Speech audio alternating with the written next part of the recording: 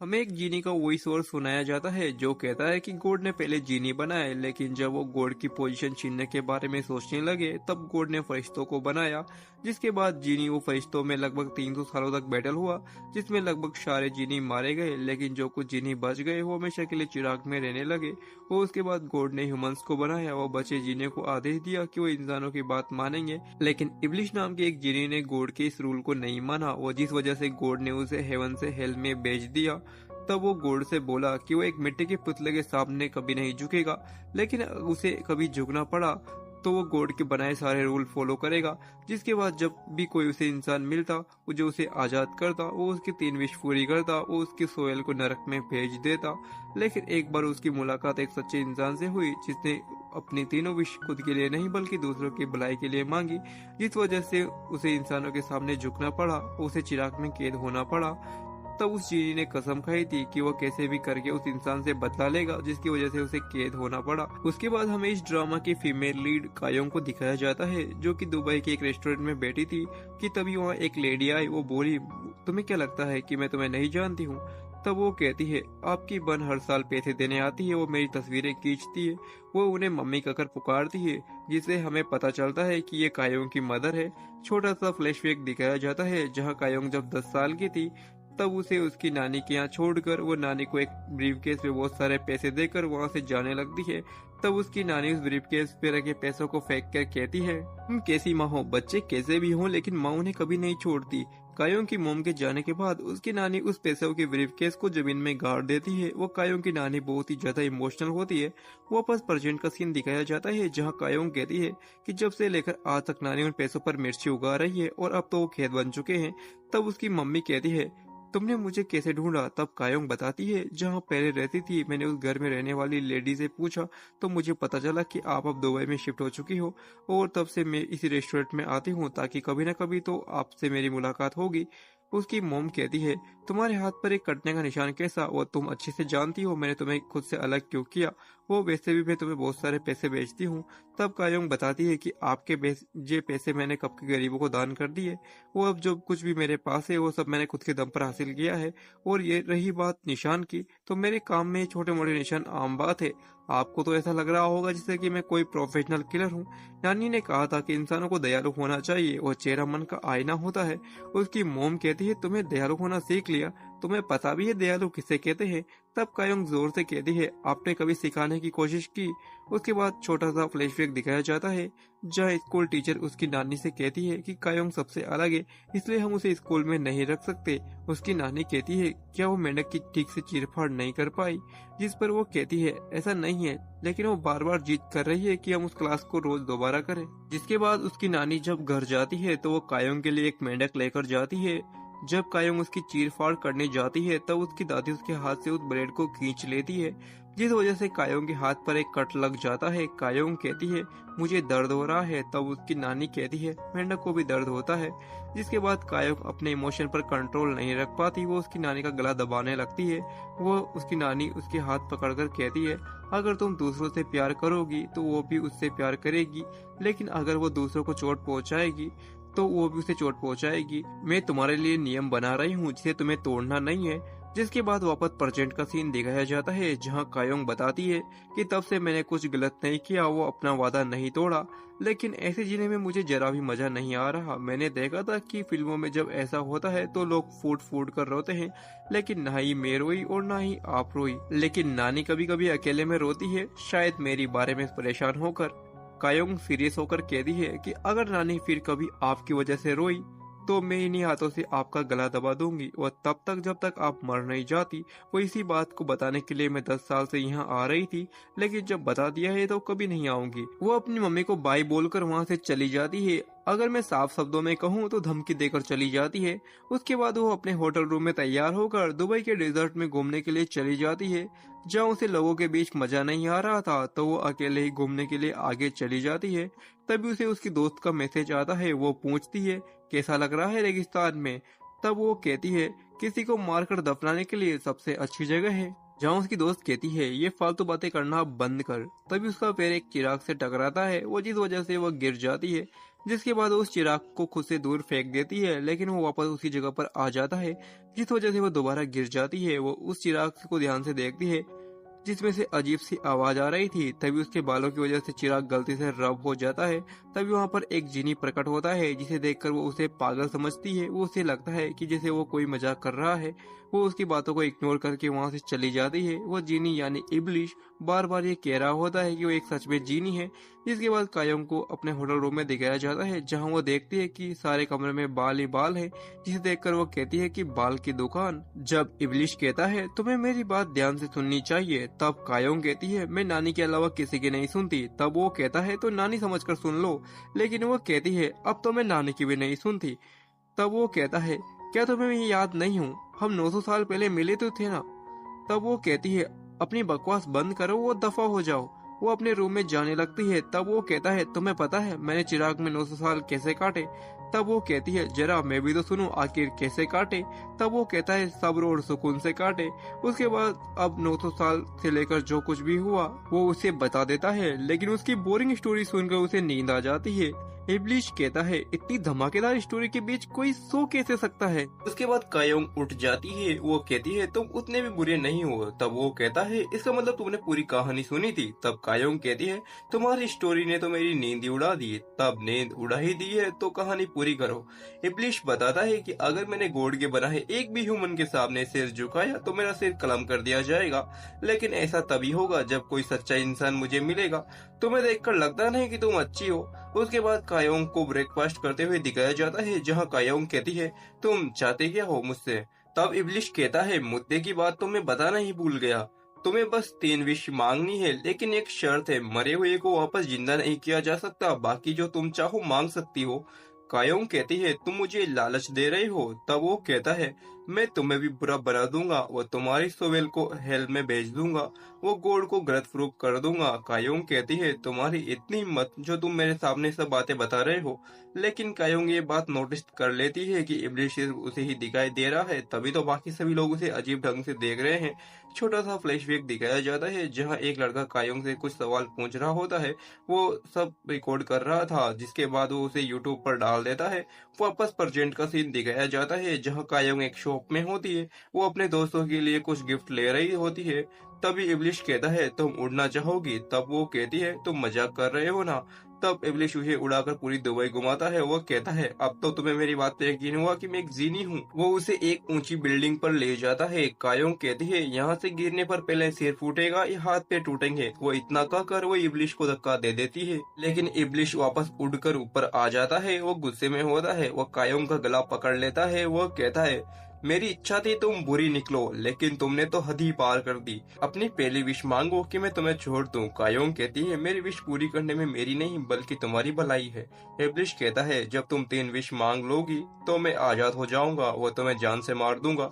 तब कायोंग कहती है अगर मारना ही है तो विश की क्या जरूरत, मुझे अभी यहाँ से नीचे फेंक दो। वह हंसने लगती है। वह कहती है इतना मजा मुझे पहले कभी नहीं आया। यह सुनकर इब्लिश शौक रह जाता है तो इब्लिश उसे आसमान में ले जाता है। वो वहाँ से उसे नीचे गिरा देता है, लेकिन कायोंग फिर भी नहीं डर रही थी, बल्कि वो तो हंस रही थी। जिसके बाद इब्लिश उसे वापस ऊपर ले आता है। वो उसके बाद उसके बालों को सूंघकर कहता है तुम ही हो लड़की, तुम्हें मैं कैसे बोल सकता हूँ। इब्लिश गुस्से से कहता है अगर दोबारा तुमने मुझे धक्का दिया तो मैं पूरी मानव जाति ही पृथ्वी से मिटा दूंगा। उसके बाद वो वहाँ से गायब हो जाता है। कायोंग कहती है मुझे नीचे कौन उतारेगा। उसके बाद इब्लिश एक होटल के बाहर बैठा हुआ था। तभी वहाँ एक गाड़ी आकर रुकती है जिसमें से एक ब्लैक लेपर्ड विंडो से बाहर आता है। वो मन ही मन इब्लिश से बात करता है। वो कहता है बॉस आप बाहर कब आए। बॉस थोड़ी देर बाद मैं पुरानी जगह पर मिलता हूँ। उसके बाद वो ब्लैक लेपर्ड एक शेक में बदल जाता है, यानी कि ये भी एक जीनी है। तो बेसिकली इसे हम इब्लिश का असिस्टेंट समझेंगे। जहाँ इब्लिश का अड्डा था वहाँ अब 5 स्टार होटल बन चुका था। उसके बाद कायोंग चिराग को होटल रूम में छोड़कर चली जाती है। जब वो प्लेन में होती है तभी उसकी सीट पर इब्लिश आकर बैठ जाता है। वो उसका खाना खाने लगता है। वह कहता है तो मुझे होटल रूम में ही भूल गई थी। कायोंग कहती है भूली नहीं थी, जानबूझकर छोड़कर आई थी। इब्लिश कहता है जब तक 3 विश नहीं मांगोगी मैं तुम्हारा पीछा नहीं छोड़ूंगा। वो वहाँ से गायब हो जाता है। उसके बाद कायोंग को उसकी नानी के यहाँ दिखाया जाता है जहाँ उसकी नानी कुछ महिलाओं के साथ मिलकर कुछ खाना बना रही होती है। तब उसकी नानी कहती है ये लड़का कौन है, वो जिसे वो महिला कायोंग का होने वाला पति समझने लगती है। कायोंग कहती है ये बस यहाँ घूमने आया है, जैसे इसके 3 काम पूरे हो जाएंगे ये यहाँ से चला जाएगा। वो उसे लेकर गैराज में चली जाती है। कायोंग कहती है नानी वो गांव वालों के सामने अपना मैजिक यूज मत करना और बार बार ख्वाहिश मांगने के लिए मेरे पीछे मत पड़ना। तब इब्लिश कहता है तो क्या मैं दुबई से यहाँ डांडे खेलने आया हूँ, वैसे भी तुम्हें मुझे मारना है तो अपनी पहली ख्वाहिश मांग सकती हो। तब कायोंग कहती है जो काम मैं खुद कर सकती हूँ उसके लिए विश की क्या जरूरत है। वो एक हथियार उठा लेती है। तभी उसकी नानी वहाँ आ जाती है। वो कहती है तुम किससे बात कर रही हो, वो ये हथियार क्यों उठाया है। इसके बाद वो उस हथियार को नीचे फेंक देती है। वो घड़ी की टिक टिक की आवाज सुनने लगती है। वापस छोटा सा फ्लैशबैक दिखाया जाता है जहाँ कायोंग की नानी कहती है जब भी तुम्हें गुस्सा है तब तुम घड़ी की टिक टिक की आवाज सुनना और खुद पर कंट्रोल करना। उसके बाद वो कायोंग को उसकी पुरानी वीडियोस दिखाती है ताकि वो इमोशन फील कर सके, क्योंकि कायोंग दिन ब दिन इमोशनलेस बनती जा रही है।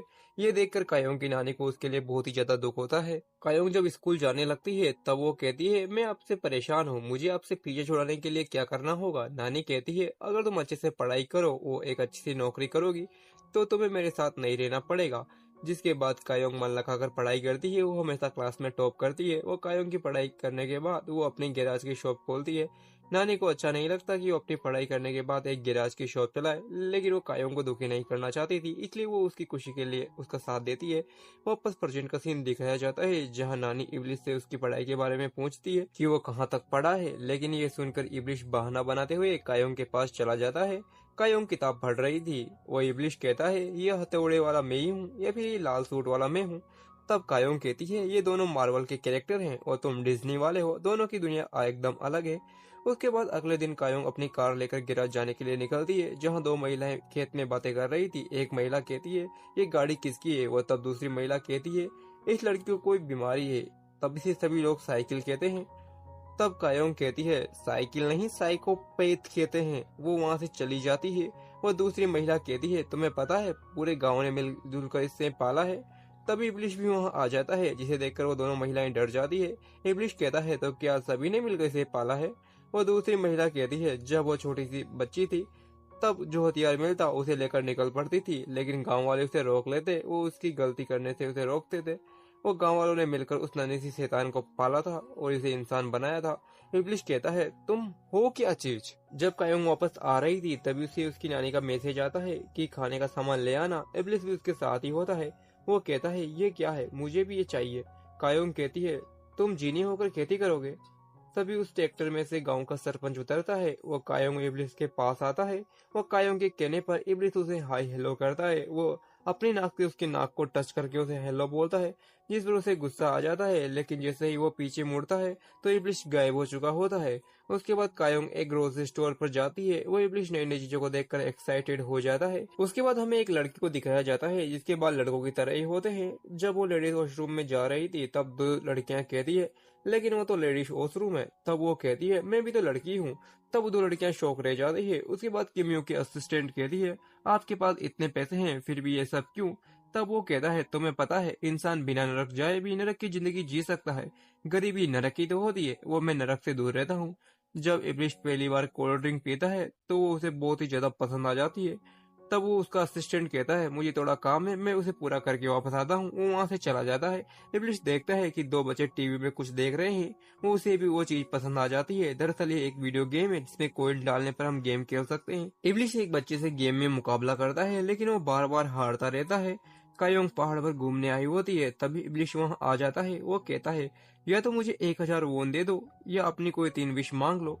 कायोंग कहती है तुमने नानी के पैसे क्यों चुराए। तब वो कहता है मुझे बस एक वीडियो गेम खेलना था, लेकिन कायोंग को बहुत ही ज्यादा गुस्सा आ जाता है। उसे मारने के लिए आगे बढ़ती है। तब इब्लिश ये देखकर वहाँ से भागने लगता है। कायोंग कहती है रुक जाओ चोर कहीं के, नानी के पैसे वापस करो। जब कायोंग घर जा रही होती है तभी बीच में इब्लिश आ जाता है। वो कहता है मुझे 1000 वोन दे दो।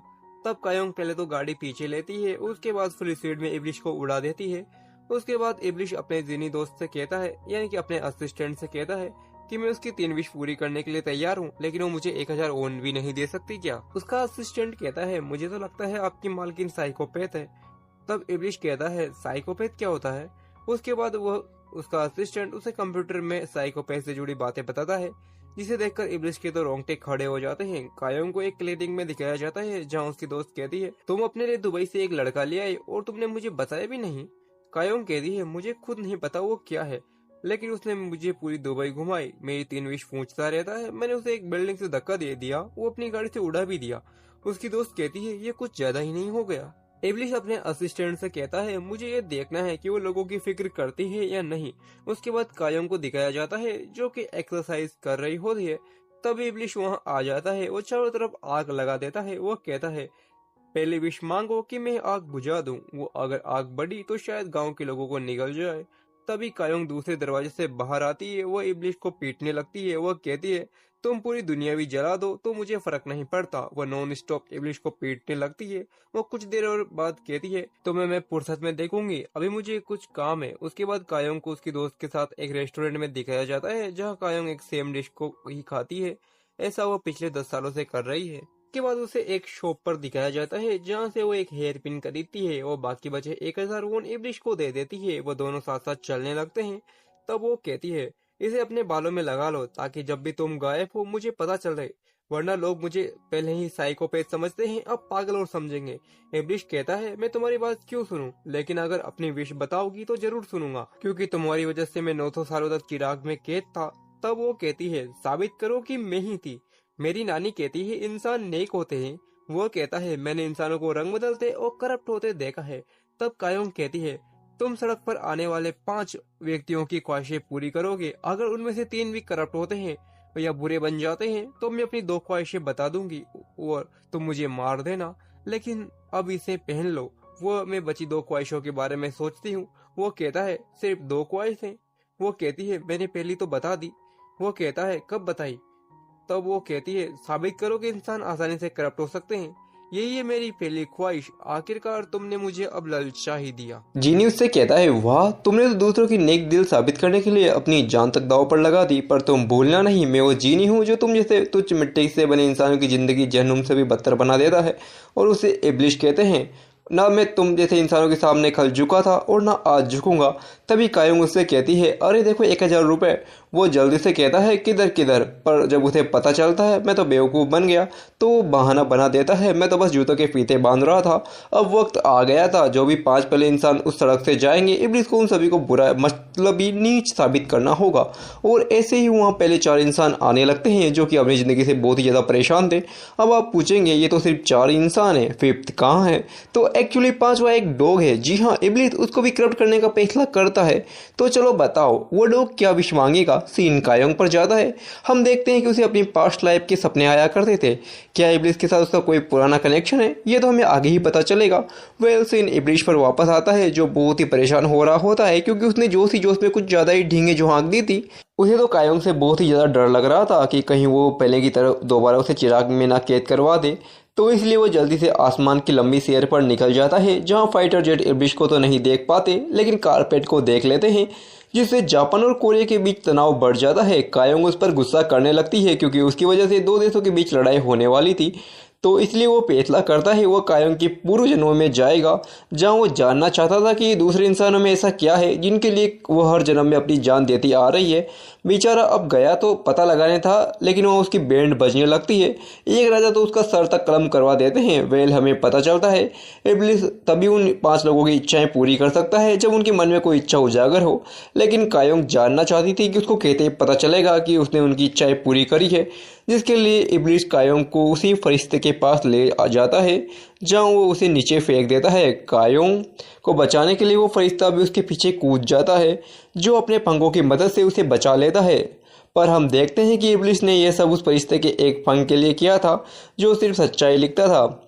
अब उन दोनों की लड़ाई 1000 सालों से चली आ रही है। इब्लिस भी बाहर आ चुका था। वो अपना आगाज करने के लिए उसकी बिल्डिंग ही तोड़ देता है। उसके बाद सीन कायोंग पर जाता है जो उस पंख को ट्राई करते हुए लिखती है कि क्या वो अपनी नानी के लिए बोझ है, जिसके जवाब में वो बताता है कि वो अपनी नानी की ताकत है, जिससे वो तो और ज़्यादा अपनी नानी के लिए इमोशनल हो जाती है। दूसरी तरफ हम उसी औरत को देखते हैं जो अब बहुत ज़्यादा तंग आ चुकी थी स्टोर में नौकर बन बन के, पर तभी उसे वही चिराग दिखता है जिससे हमारा इब्लिस बाहर आता है और उससे उसकी इच्छा पूछता है और वो औरत उसे बताती है, मैं बहुत ज़्यादा तंग आ चुकी हूँ, इस स्टोर का मुझे हेड मैनेजर बना दो।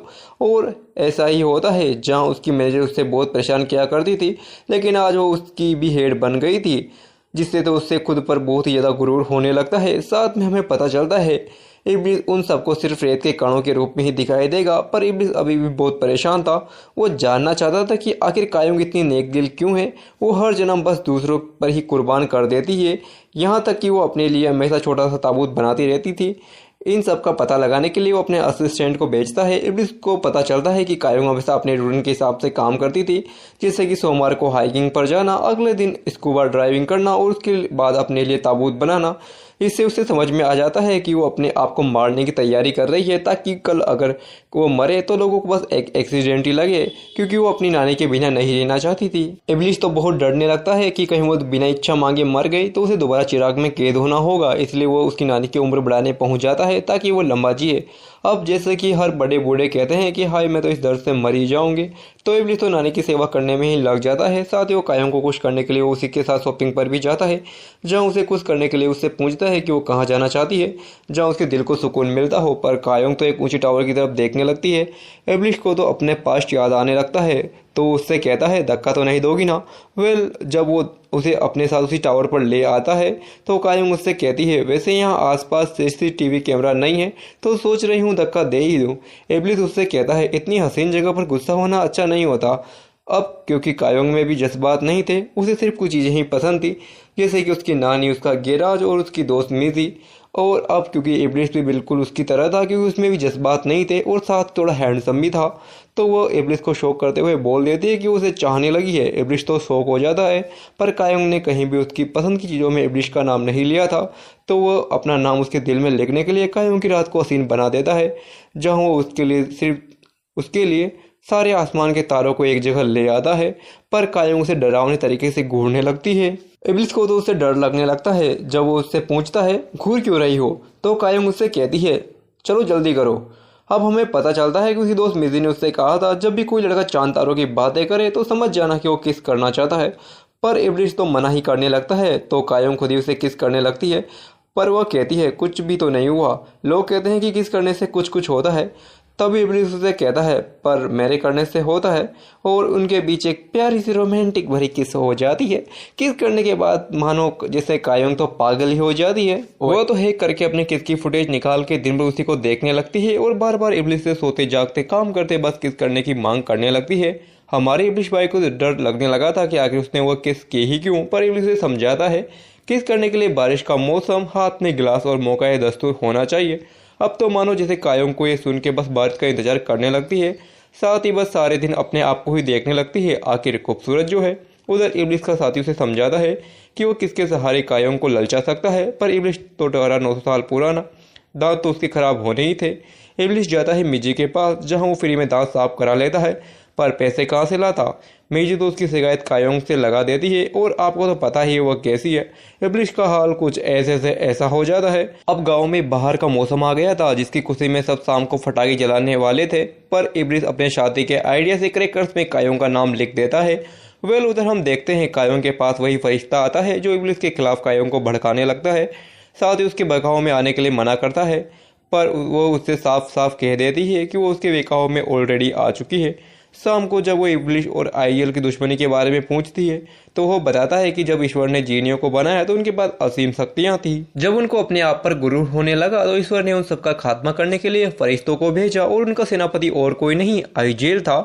तब से उनकी दुश्मनी चली आ रही है, और जो कुछ जीनी बचे थे वो इब्लिस की तरह ही चिराग में या कहीं अंगूठी में किसी की कैद में थे। तभी हम देखते हैं गाँव में कुछ लोग रहने आए थे, जो कि और कोई नहीं बल्कि कायोंग का दोस्त था। सीन उसी मार्केट वाली औरत पर जाता है। उसकी हरकत से सब लोग तंग आ चुके थे, इसलिए वो उसकी दूसरी विश भी मांग लेती है कि वो अपनी यंग एज से मैनेजर बनना चाहती है, जो कि इब्लिस पूरी भी कर देता है। पर तभी झमाझम बारिश होने लगती है। क्या बारिश से कुछ याद आया? कायोंग तो किस करने की पूरी तैयारी करने लगती है, यहाँ तक कि वो ड्रिंक्स भी ले लेती है। पर अफसोस इब्लिस कहीं जाके छिप गया था। वो उसे हर जगह ढूंढती है, पर वो उसे कहीं नहीं मिलता। इतने में बारिश भी रुक जाती है। बारिश रुकने के बाद इब्लिस उसके सामने आ जाता है। कायोंग तो बहुत ही ज़्यादा गुस्सा होने लगती है, आखिर किस जो करनी थी। उसे तभी हम देखते हैं कि उस पर हमेशा कुत्ते भौंका करते थे, ऑब्वियसली क्योंकि वो साइकोपैथ है। फिर हम देखते हैं इब्लिस कुत्ते से प्यार से समझा देता है कि वो आगे से कायोंग पर ना भौंके, नहीं तो इसका अंजाम बहुत बुरा होगा। साथ ही वो उसकी विश भी पूछता है, जहाँ वो कुत्ता बताता है कि उसे इंसान बनना है। तभी सीन एक हैंडसम और होठ चलने वाले आदमी पर जाता है। गेस करो ये कौन है? जी हाँ, ये वही कुत्ता है जिस पर अब सारी लड़कियां तो लट्टू होने लगती है, पर वह सब उसकी हरकतें देखकर दंग रह जाती है। आखिर है तो कुत्ता ही ना। तभी हम देखते हैं आइजोल को। जब भी कोई व्यक्ति आखिरी सांस ले रहा होता है वो उसे खाना खिलाकर उसकी आत्मा को अपने साथ ले जाता था। वो आखिर वो कौन है? क्या वो सच में कोई फरिश्ता है या कोई डेमन? वेल सीन कायोंग पर जाता है, जहां हमें पता चलता है उसकी नानी ने वही किताब पढ़ ली थी जिसमें वो 5 लोगों की मांगी विश लिखा करती थी। अब क्योंकि दूसरे लोग भी किताब पढ़ सकते थे तो कायोंग अपनी सीक्रेट जगह चाहती थी, इसलिए वह इब्लिस के चिराग को चुनती है। वही हमें पता चलता है जब कायोंग दोबारा इब्लिस को गलत साबित कर देगी तो आइजोल इब्लिस का गला काट देगा, पर कायोंग ऐसा नहीं चाहती थी क्योंकि कायोंग बस जब तक ही जीना चाहती थी जब तक उसकी नानी जिंदा थी, क्योंकि उनके चले जाने के बाद वो फिर से बेकाबू हो जाएगी और ऐसा वो कभी नहीं चाहती थी। इसलिए वो इब्लिस को जीतने के लिए कहती है। इब्लिस को बहुत ही अफसोस होने लगता है कि आखिर ईश्वर ने उन्हें मिलाया है क्यों, और तभी वो लोग मस्ती करने लगते हैं। पर उधर नानी उस चिराग को जोर जोर से हिलाने लगती है जिससे इब्लिस कायोंग के ऊपर गिर जाता है, जिससे तो उन दोनों का किस करने का मूड ही बन जाता है। अब आखिर बारिश तो हो ही रही थी और मौका दस्तूर भी था, पर ड्रिंक्स नहीं थी। जब वो दोनों ड्रिंक लेने भागते हैं तभी वो देखते हैं कि नानी रो रही थी क्योंकि वो आदमी मर गया था जिसे कल रात आइजोल खाना खिलाने आया था। अब हम कायोंग को देखते हैं जिसे बहुत ही बुरा लग रहा होता है क्योंकि उसने पहली बार दुख को महसूस किया था। वह सोचती है कि अगर उसकी नानी भी कहीं मर गई तो वह क्या करेगी, इसलिए वो अपनी दूसरी विश भी मांगने का फैसला करती है, जहां वो चाहती थी कि उसकी नानी उसकी एज की हो जाए। वही पहले वो इस वाली नानी को गायब करना चाहती थी, इसलिए वो 72 घंटे बाद उसकी विश पूरी करने के लिए कहती है। सीन वापस इब्लिस पर जाता है जिसे डर लग रहा था क्योंकि इस बार भी कायोंग ने दूसरी विश भी दूसरों के लिए ही मांगी थी। तभी वहाँ आइजेल आ जाता है जो उसे रोकता है कि वो दूसरों की विशें पूरी ना करे और झुक जाए, पर इब्लिस तो अभी भी इसके लिए बिल्कुल तैयार नहीं था। उधर कायोंग अपनी नानी को ट्रिप पर चलने के लिए कहती है, साथ ही उनसे कहती है इस बात का ढिंडोरा सब जगह पीटना है, और उसकी नानी भी करती ऐसा ही है। नानी सारे दोस्तों को जल फंगने लगते हैं कि वह बाहर देश घूमने जा रही है, और ढिंडोरा पीटने के बाद आखिर अब टाइम आ चुका था कि इब्लिस कायोंग की विश पूरी करे, और वो करता भी बिल्कुल वैसा ही है। वह नानी को दोबारा से यंग बना देता है। जब वो अपनी नानी को देखने आती है तो उसे यकीन ही नहीं होता कि ये उसकी नानी है। जब नानी अपने आप को देखती है तो वो भी खुद को नहीं पहचान पाती, पर जब उन्हें पता चलता है कि यह सब इब्लिस ने किया है तो वो अपनी जवानी में वापस आकर पागल ही हो जाती है। और होना क्या था, वो इधर से उधर एक्साइटमेंट में भागने लगती है क्योंकि आखिर जवान जो हो चुकी थी। कायोंग तो अब खुद ही अपनी नानी से परेशान होने लग गई थी क्योंकि वो उनको सबके सामने ही नानी नहीं बुला सकती थी, इसलिए वो उनसे कहती है कि आप मुझे अपना दोस्त समझना। हमें पता चलता है कि यह ट्रिप पर जाने का प्लान भी कायोंग का ही था ताकि कोई भी नानी के बारे में नहीं पूछे, और उधर वो कुत्ता भी अपनी दूसरी विश मांग लेता है क्योंकि उसको पैसों की जरूरत थी। तो ये इब्लिस आइजोल की तिजोरी से सारे पैसे ले आता है और उसका मजाक बनाता है क्योंकि पासवर्ड था ही बच्चों जैसा 1004। साथ ही हम देखते हैं मार्केट वाली औरत भी परेशान होने लगी थी क्योंकि वो अमीर तो बन चुकी थी पर उसकी बेटी उसके हाथ से निकल चुकी थी। अब नानी के यंग होने के बाद से तो इब्लिस का दाना पानी भी रुक चुका था, इसलिए वो खुद से ही मेहनत करके पैसे कमाता है। पर तभी हम देखते हैं कि अपने तीसरे आदमी को उसे अपनी गाड़ी में वही चिराग मिलता है। तभी वहाँ इब्लिस आ जाता है जो उसे 3 विश मांगने के लिए कहता है, पर अभी तो उसे विश्वास ही नहीं हो रहा था क्योंकि वो बहुत ही घमंडी था। वो इतराते हुए पहले विश में उस हिरन को जिंदा करने के लिए कहता है, और इब्लिस करता भी बिल्कुल वैसा ही है क्योंकि वो अभी तक मरा हुआ नहीं था। वो आदमी तो पागल ही हो चुका था जब उसे पता चलता है कि उसकी पहली विश तो वेस्ट हो गई, इसलिए इब्लिस दूसरी विश सोच समझकर मांगने के लिए कहता है। और वही हम देखते हैं अपने 4th व्यक्ति को, जो कि और कोई नहीं कायोंग की क्लासमेट थी।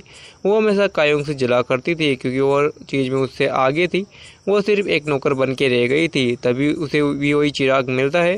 वो तो जीनी को देख के मानो पागल ही हो जाती है और बिना कुछ सुने ही अपनी पहली विश मांग लेती है।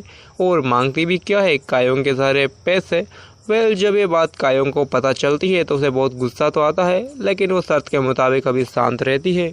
और उसके बाद वो इब्लिस को अपने गले से लगा लेती है और उससे प्यार से कहती है, ओ मेरे प्यारे से छोटे जीनी, तुम बहुत प्यारे हो, शैतान हो पर बहुत मासूम भी हो, सब ठीक हो जाएगा। तभी कायोंग को सबसे छोटा ताबूत दिखता है।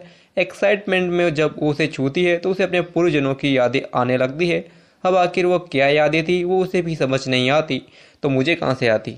सीन नानी पर जाता है जो कि अब पूरी तरह बदल चुकी थी। वो मिदी से मिलती है पर वह भी नानी को नहीं पहचान पाती। तभी ये सीन इब्लिश पर जाता है जहाँ उसे आइजोल उठाकर ले जाता है, और वो भी कहाँ, एक चिल्ली की बोतल में। आइजोल तो पूरा इरिटेट हो चुका था इब्लिस से, क्योंकि उसने उसके सारे पैसे उस कुत्ते को जो दे दिए थे, और वो कोई भी ऐसा मौका नहीं छोड़ता था जहाँ उसने आइजेल को नीचा ना दिखाया हो। वो उनकी लड़ाई होती है, दोनों एक दूसरे को उठा पटक रहे होते हैं, पर इस लड़ाई के अंत में इब्लिस जीत जाता है। और ये सीन कट होकर कायोंग पर जाता है जो अपने पूर्वजन्मों की याद करने की कोशिश कर रही थी।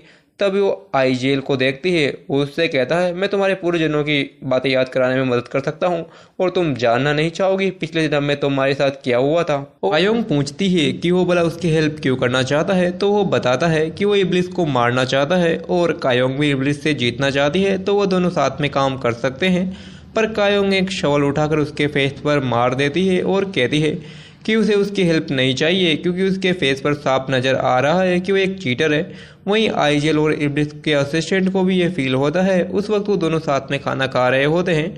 दोनों ही समझ जाते हैं कि इब्लिस तो गेम खेलने में बिजी है, और इस दुनिया में सिर्फ कायोंग ही बचती है जिसमें आइजेल को मारने की हिम्मत होगी।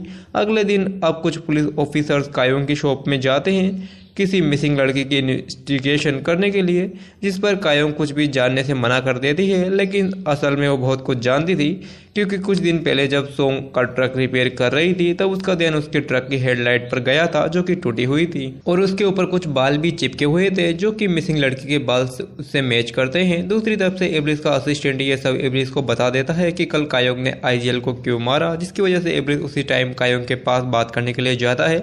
लेकिन आज तो वो स्कूबा ड्राइविंग करने के लिए गई हुई थी, तो वो उससे मिलने के लिए पानी के अंदर जाता है, जहां वो उससे कहता है कि कायोंग अपनी नेचुरल डेथ के लिए हर तरह की प्रैक्टिस कर रही है, तो शायद गॉड ने उन्हें इसलिए मिलाया होगा ताकि इब्लिस उसे मारने में उसकी हेल्प कर सके। इसलिए वो उसे वापस से ऑक्सीजन पाइप लगा देता है। उधर हम मिसेज कांग को देखते हैं जो कि अपनी बेटी को उसके बॉयफ्रेंड के साथ देख लेती है, और उसकी हरकतें देखकर वो काफ़ी हेल्पलेस फील करती है।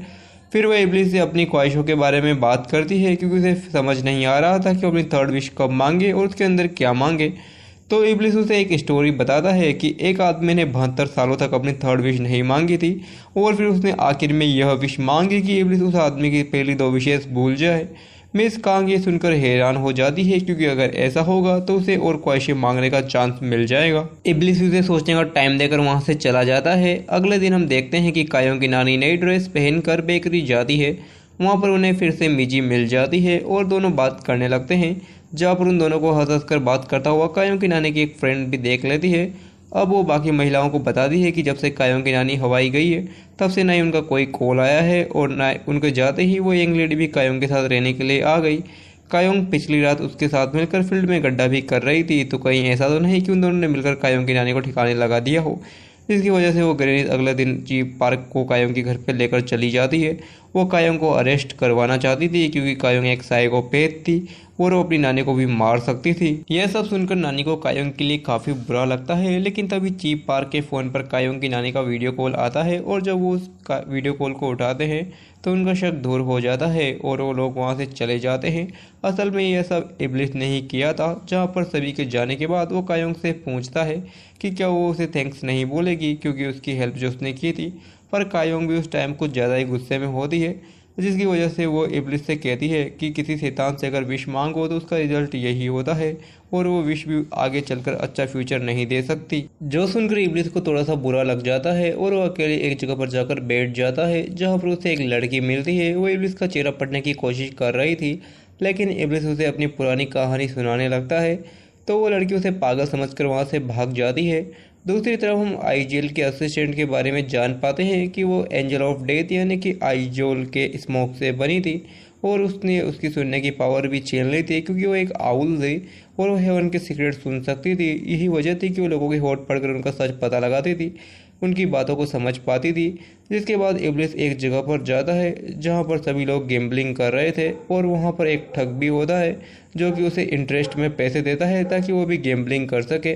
फ्री में पैसे देकर इब्लिस खुश होकर उस आदमी की नाक से अपनी नाक को टच करता है, जो कि अरब में थैंक्स करने का एक तरीका था। पर वो आदमी इब्लिस के खिलाफ हरेसमेंट का केस कर देता है और एक बार उसे फ्री करवाने के लिए फिर से कायोंग को आना ही पड़ता है। इस गलती पर उसे बहुत मारती है। वहीं हम कायोंग की क्लासमेट को देखते हैं जो कि काफ़ी फ्रस्ट्रेट होती है क्योंकि कायोंग के अकाउंट की डेली लिमिट, ट्रांसफ़र लिमिट बहुत ही ज़्यादा कम थी और अगर इसी स्पीड से कायोंग से पैसे भेजती रही तो बैंक वाले उसे इन्वेस्टिगेट करने लग जाएंगे। इसलिए वो अपनी सेकेंड विश मांगती है कि कायोंग अपनी रियल ट्रांसफ़र लिमिट एकदम मैक्सिमम करवा ले जिससे कि उसके अकाउंट में और ज़्यादा पैसे जल्दी जल्दी आ सकें। जैसे ही उसकी ये विश कंप्लीट होती है तो वो काफ़ी ज़्यादा खुश होती है और पैसे ही आते ही सबसे पहले वो अपने लिए कायोंग जैसे एक्सपेंसिव बैग खरीदती है। एब्लिस फिर कायोंग से पूछता है कि क्या वो गुस्सा नहीं हो रही, पर कायोंग के फेस पर बिल्कुल भी गुस्सा नहीं दिख रहा था, वो अब भी नॉर्मल थी। एब्लिस जब उसका मजाक उड़ाता है तो उससे पूछती है कि क्या एब्लिस को किसी चीज़ से नफरत नहीं है जैसे कि क्रोस, जैसे कि वैम्पायर्स को होती है। तो एब्लिस बोलता है कि उसे सिर्फ कायोंग से नफरत है तो उसके लैंप से बाहर चली जाना चाहिए।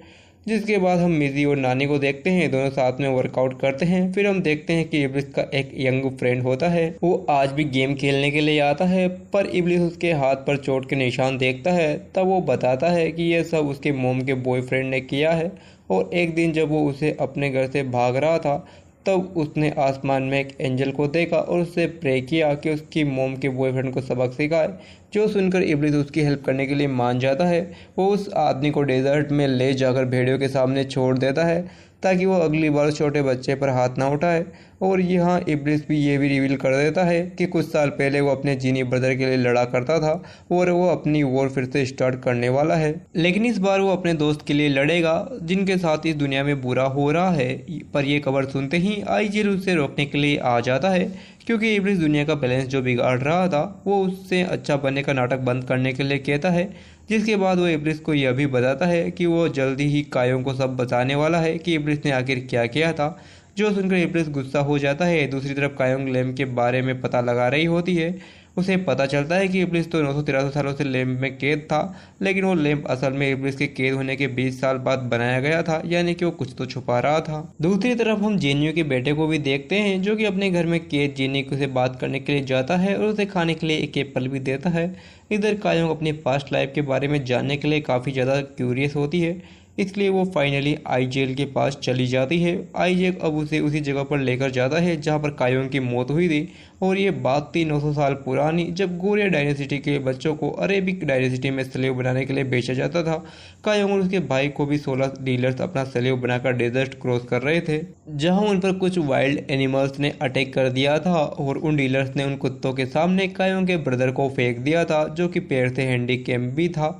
इसकी वजह से वो डॉग्स उसे धीरे धीरे खा रहे थे। तभी कायोंग डेजर्ट में एक लैंप से टकरा जाती है और उस लैंप से इब्लिस बाहर आता है जो कि कायोंग को अपने 3 विश मांगने का मौका देता है। कायोंग भी पहली विश मांगती है कि उसका भाई उन कुत्तों से बच जाए और एक लंबी लाइफ जिए। तब इब्लिस उसकी विश पूरी कर देता है। उसकी फर्स्ट विश के हिसाब से वो उन डॉग्स के साथ साथ उन डीलर्स को भी मार देता है, लेकिन एक डीलर बच जाता है क्योंकि अगर वो जिंदा रहते तो कायोंग के भाई को फिर से वापस स्लेव बनना पड़ता।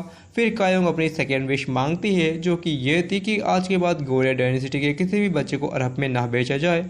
अब कायोंग की यह विश पूरी करने के लिए इब्लिस सुनामी और अर्थक्वेक से वो रास्ता ही हमेशा के लिए बंद कर देता है जहाँ से बच्चों को बेचा जाता था। इस विश के बाद एंजल ऑफ डेथ यानी कि आईजेक और इब्लिस दोनों ही कायोंग के सामने आ जाते हैं, जहाँ पर आईजेक कायोंग को बताता है कि इब्लिस अपने घमंड में इतना ज़्यादा खो गया है कि उसने कायोंग के अच्छे विश को भी गलत तरीके से पूरा किया और कायोंग को इतने सारे लोगों की मौत का जिम्मेदार बना दिया, जिससे कायोंग को ये समझ आ जाता है कि इस दुनिया में भला करने के लिए मांगी गई कोई भी विश नहीं होती है।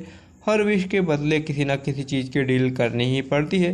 जैसे कि कायोंग ने अपने भाई और बाकी बच्चों को जान बचाने के लिए इतने लोगों की जो जान ले ली थी और इब्लिस को भी अब लग रहा था कि उसने एक और छोटे इंसान को करप्ट कर दिया है।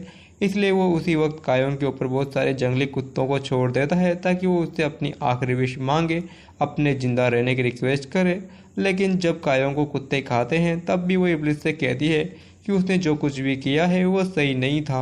उसकी इस गलती में इब्लिस भी शामिल था, जिसकी वजह से वो अपनी आखिरी विश बताती है कि इस गलती की वजह से उन दोनों को बराबर सजा मिलनी चाहिए। और कायोंग की सजा तो उसी डेजर्ट में ख़त्म हो जाना था जो कि धीरे धीरे पूरी भी हो जाती है। लेकिन कायोंग के साथ ही इब्लिस को भी सजा मिलती है और वो कायोंग की बॉडी के साथ ही डेजर्ट में समा जाता है, उसके पास ही रहता है। उसके चेहरे पर गुस्सा नहीं बल्कि एक रिग्रेट और दुख का भाव था। ये सब जानने के बाद अब कायोंग को प्रेजेंट में धीरे धीरे सब कुछ समझ में आने लग जाता है।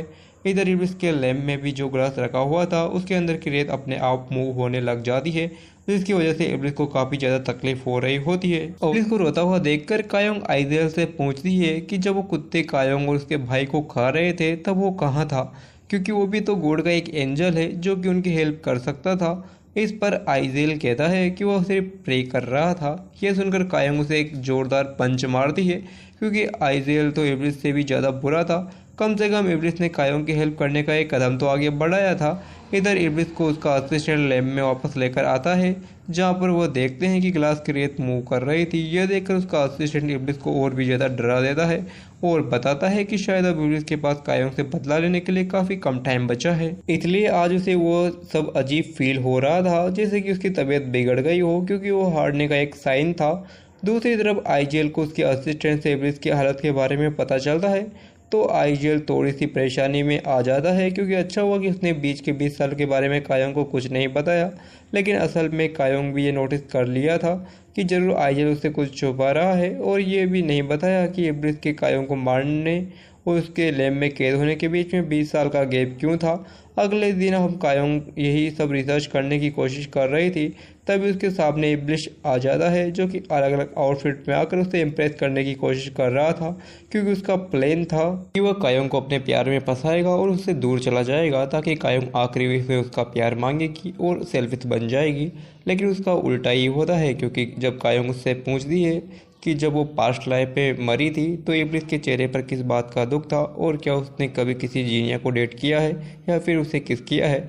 यह सुनकर इब्लिस थोड़ा अनकंफर्टेबल हो जाता है और उसे सच बताने में डर रहा था, जो देखकर कायोंग समझ जाती है कि उसने किसी जीनिया को डेट किया है, और ज़रूर वही जीनिया होगी जो बाइस कंट्रोल कर सकती है। अब इससे पहले कि कायोंग उससे कुछ और पूछती, वो वहाँ से बहाना बनाकर भाग जाता है, जिसके बाद वो आईजेल के असिस्टेंट के पास जाकर उसे जीनिया के बारे में पता लगाने का काम देता है। जिसके बाद हम उसी मार्केट वाली लेडी को देखते हैं, जो कि अपनी बेटे के चक्कर में काफ़ी ज़्यादा परेशान हो गई थी।